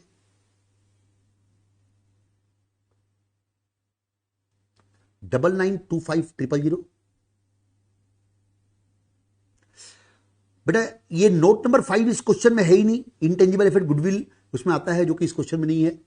उसको एग्जाम में दिखाने की भी जरूरत नहीं है, मैंने तो फॉर्मेट लिखवाया था इसलिए पूरा दिखा दिया। अब नॉन करेंट इन्वेस्टमेंट, जो इन्वेस्टमेंट क्वेश्चन में दिया हुआ है ना, उसको नॉन करेंट एज्यूम करेंगे। नॉन करेंट यानी लॉन्ग टर्म। इन्वेस्टमेंट करेंट भी होता है, नॉन करेंट भी। अगर क्वेश्चन साइलेंट है तो नॉन करेंट एज्यूम करते हैं। 7 लाख रुपए अपना है, 5 लाख उसका टेक ओवर किए, उसका नोट बनाने की जरूरत नहीं है। यहां इनर कॉलम में लिख दो 7 लाख प्लस 5 लाख, 12 लाख रुपए आ गया आउटर कॉलम में। इन्वेंट्री में स्टॉक को दिखा दो बेटा, क्वेश्चन देखते जाओ, हो जाएगा खत्म। 12,50,000 अपना स्टॉक है, 950 सामने वाले का टेक ओवर किए, 12,921 एक 22 लाख रुपए। ट्रेड रिसीवेबल में डेटर को शो कर दो, 9 लाख रुपए अपने डेटर हैं, 10,30,000 सामने वाले के टेक ओवर किए, 19,30,000 आ गया दोनों को मिला के। Cash and cash equivalent, cash and bank balance दिखा दो। 725 अपना है, 520 सामने वाले का टेक ओवर किए, 12,45,000 रुपए आ गया cash and cash equivalent. Balance sheet की टोटलिंग कर दीजिए।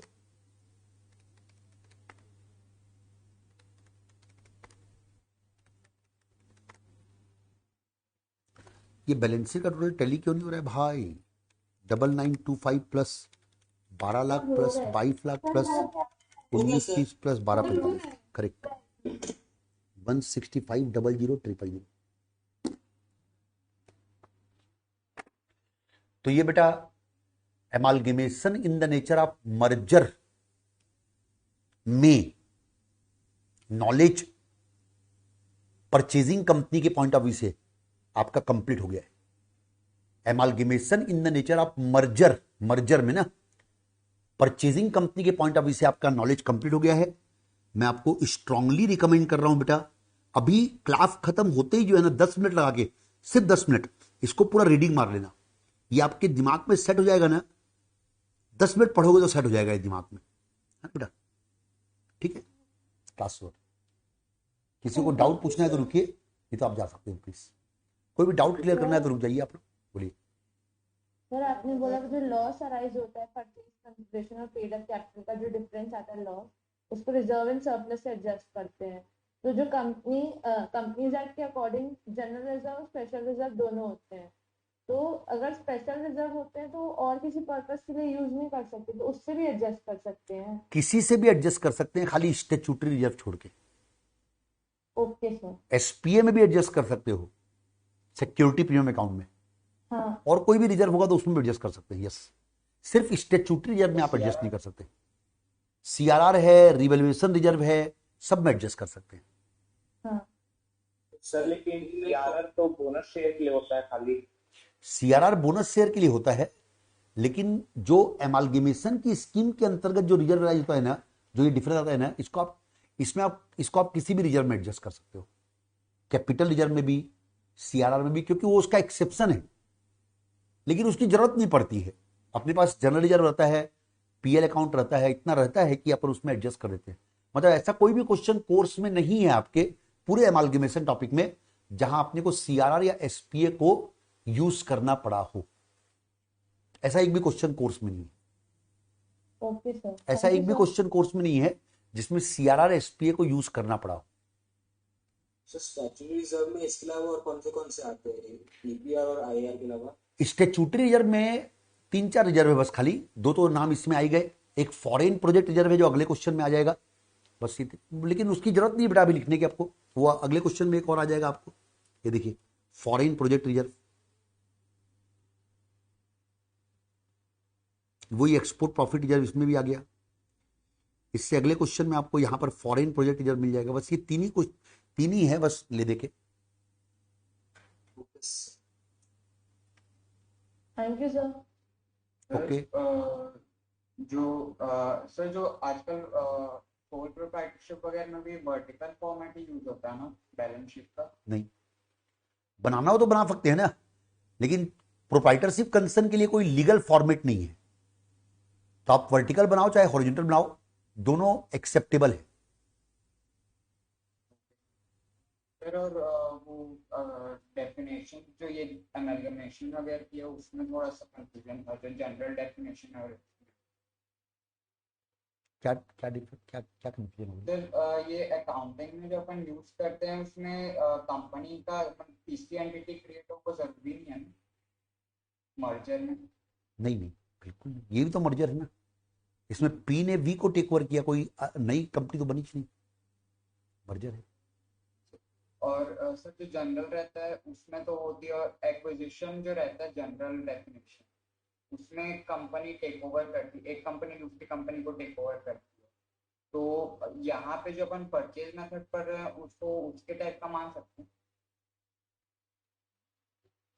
नहीं बेटा, देखिए यहां पे एक्विजिशन वर्ड, मर्जर वर्ड,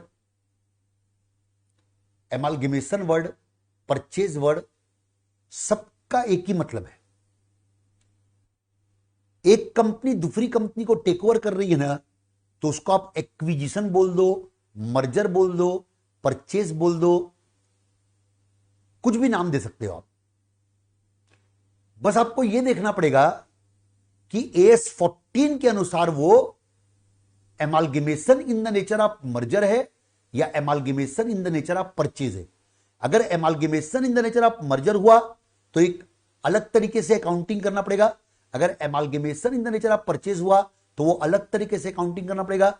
वो नाम से समझ में नहीं आएगा, वो उन 5 कंडीशंस के बेस पे समझ में आएगा कि अगर वो 5 कंडीशन फुलफिल होती होगी तो amalgamation in the nature of merger होगा। तो आपने पूछा कि एक्वाजिशन है सर उसको परचेज बोल सकते हैं क्या? नो, एक्वाजिशन है तो 5 कंडीशन फुलफिल कर रहा होगा। Amalgamation in the nature of merger के अनुसार अकाउंटिंग होगी। 5 कंडीशन फुलफिल नहीं कर रहा होगा, amalgamation in the nature of purchase के अकॉर्डिंगली अकाउंटिंग होगी। नाम से मतलब ये बोल सकते हैं ना कि अकाउंटिंग के लिए जो अपन ने टर्म्स बनाए वो एमालगमेशन में मर्जर और परचेज, हाँ बस, बाकी नॉर्मल टर्म है वो कॉर्पोरेट वर्ल्ड के लिए। बिल्कुल सही, very good. Got it correct. और कोई डाउट किसी को? भाई प्रांजल आपको? ओके। स्नेहा आपको कोई डाउट? वैशाली?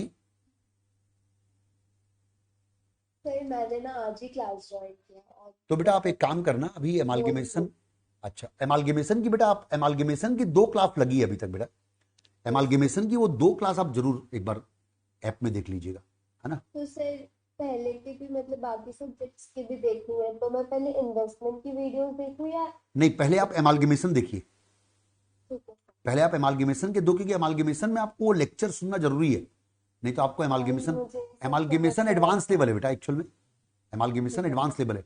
और इन्वेस्टमेंट अकाउंट का आप संडे को परसों देख लेंगे, ज्यादा अच्छा रहेगा, है ना। ठीक है sir, thank you sir. Okay भाई, फिर मीटिंग ऑफ करें।